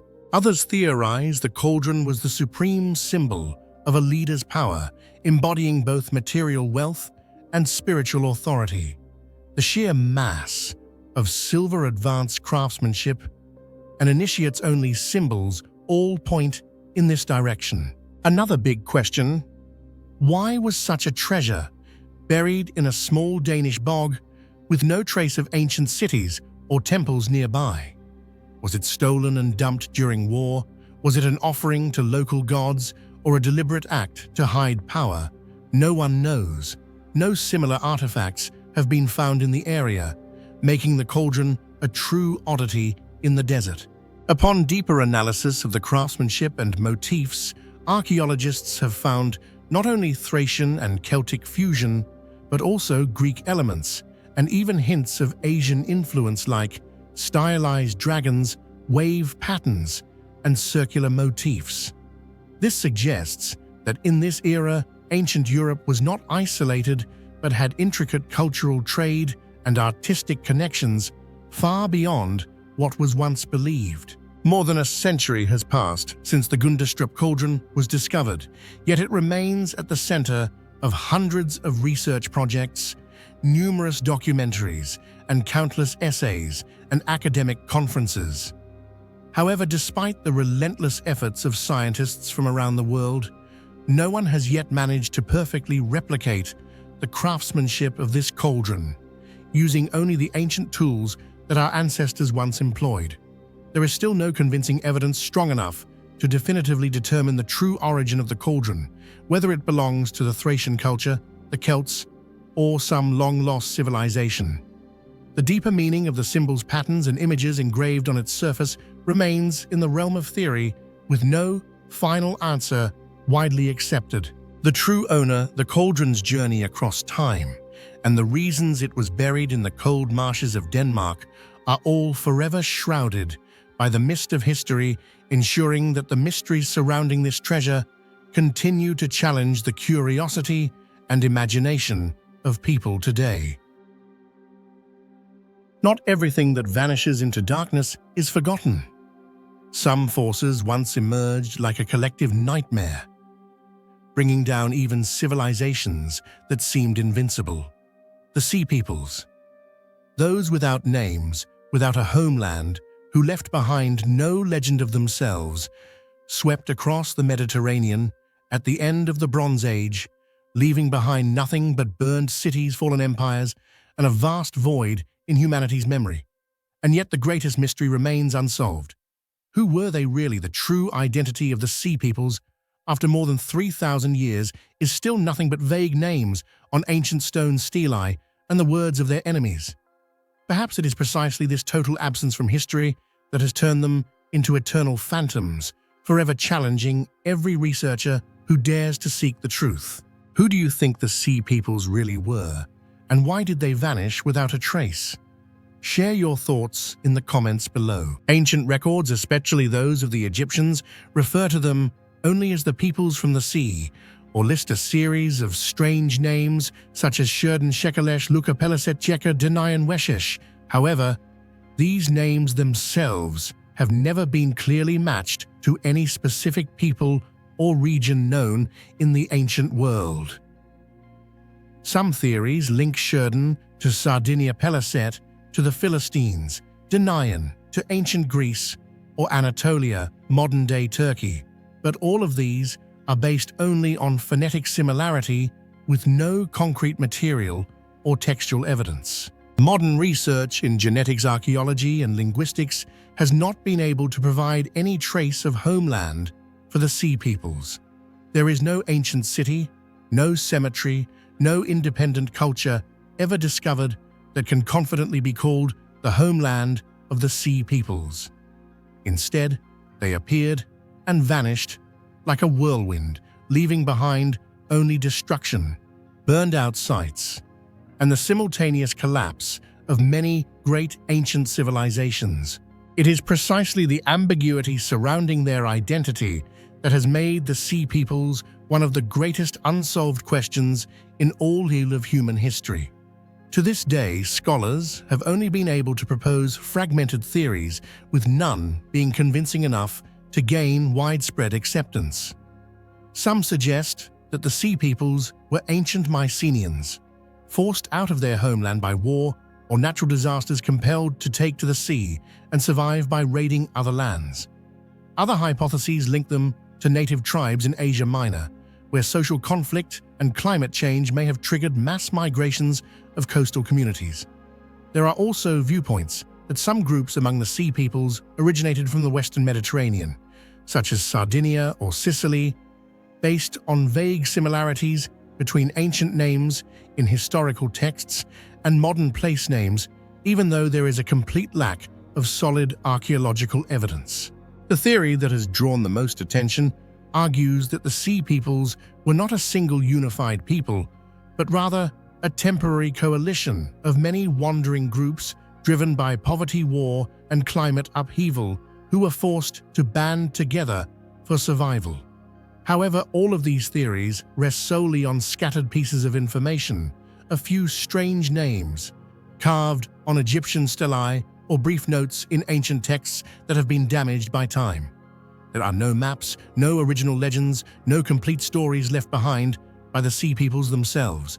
That is why the question, who were the Sea Peoples, remains to this day like a puzzle with thousands of missing pieces, most of which have been permanently erased by time.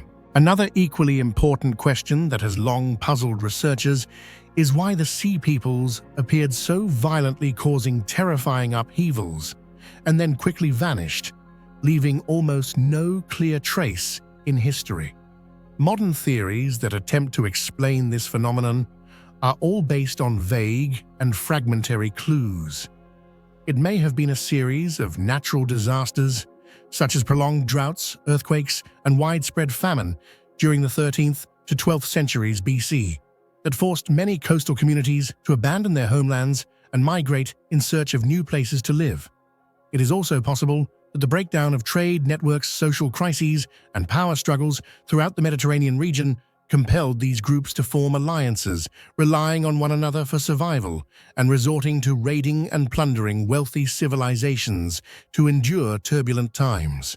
Some scholars even suggest that the rise of the Sea Peoples signals the first great waves of global migration in human history, triggering sudden and sweeping political and social changes.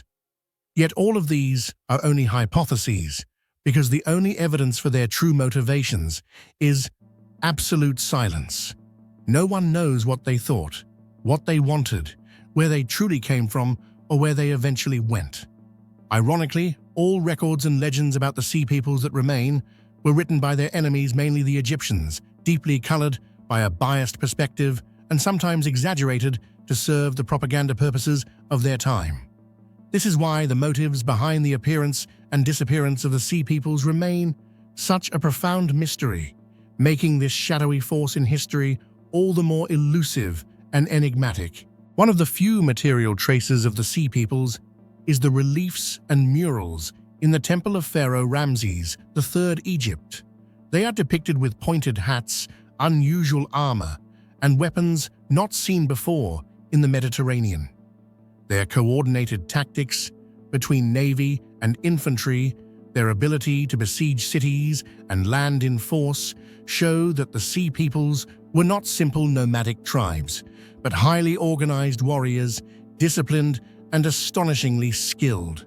It is remarkable. In ancient history, it is rare for an unknown group to simultaneously threaten and topple so many of the strongest civilizations of the time: Egypt, Hittites, Mycenaeans, Ugarit. Their appearance was like a storm, swift, fierce, and mysterious, then gone, leaving enormous consequences behind. After the Sea Peoples arrived, a series of powerful Eastern Mediterranean civilizations collapsed beyond recovery. Cities were burned to the ground, international trade networks were destroyed, technology was lost, and society fell into a dark age that lasted for hundreds of years. Only Egypt, thanks to its military organization and natural geography, managed to stand firm, though it suffered heavy losses. The mysterious disappearance of the Sea Peoples has left a historical void that remains unfilled. Some groups, such as the Philistines, may be remnants of the Sea Peoples continuing to exist in Canaan, but most of the others disappeared without a trace. There is no mass grave, no ancient city, no original legend recording their origins or their fate. It is precisely the uncertain identity that has made the Sea Peoples an immortal legend for archaeologists and historians. Three major questions continue to haunt modern scholars. Who were the Sea Peoples really? Were they a real people, or merely a collective name for a series of wartime coalitions? Where was the homeland of the Sea Peoples? No archaeological site has confirmed their origin. Even the names in ancient documents are inconsistent or have changed over time. What were their true motivations? Were they simply invaders, or were they victims of global catastrophes forced to rise up for survival? No historical record gives a clear answer. Archaeological studies have found only burnt layers of debris, ruined cities, and some unattributed weapons. Each generation of historians produces new theories, from the chain collapse of ancient economies and climate-driven migrations to the idea that they were peoples from outside the Mediterranean who attacked the great civilizations and then vanished forever. Whether destroyers or victims of the era, the Sea Peoples played a major role in shaping the world after the Bronze Age. The collapse of great empires paved the way for small kingdoms to grow, and new cultures such as the Hebrews, Phoenicians, and ancient Greeks emerged more strongly in the power vacuum. The shadow of the Sea Peoples' nameless homeland left an indelible mark on the map of humanity's development. What makes the Sea Peoples most mysterious is not just their destructive power, but their complete absence from history. No one claims to be their descendants. There are no original legends, and no archaeological site confirms their origins. All that remains are the records written by their enemies and traces of destruction. This absolute disappearance has turned the Sea Peoples into a symbol of the mysteries that history has never been able to solve, a reminder that there will always be ghosts of the past waiting to be discovered or forever forgotten.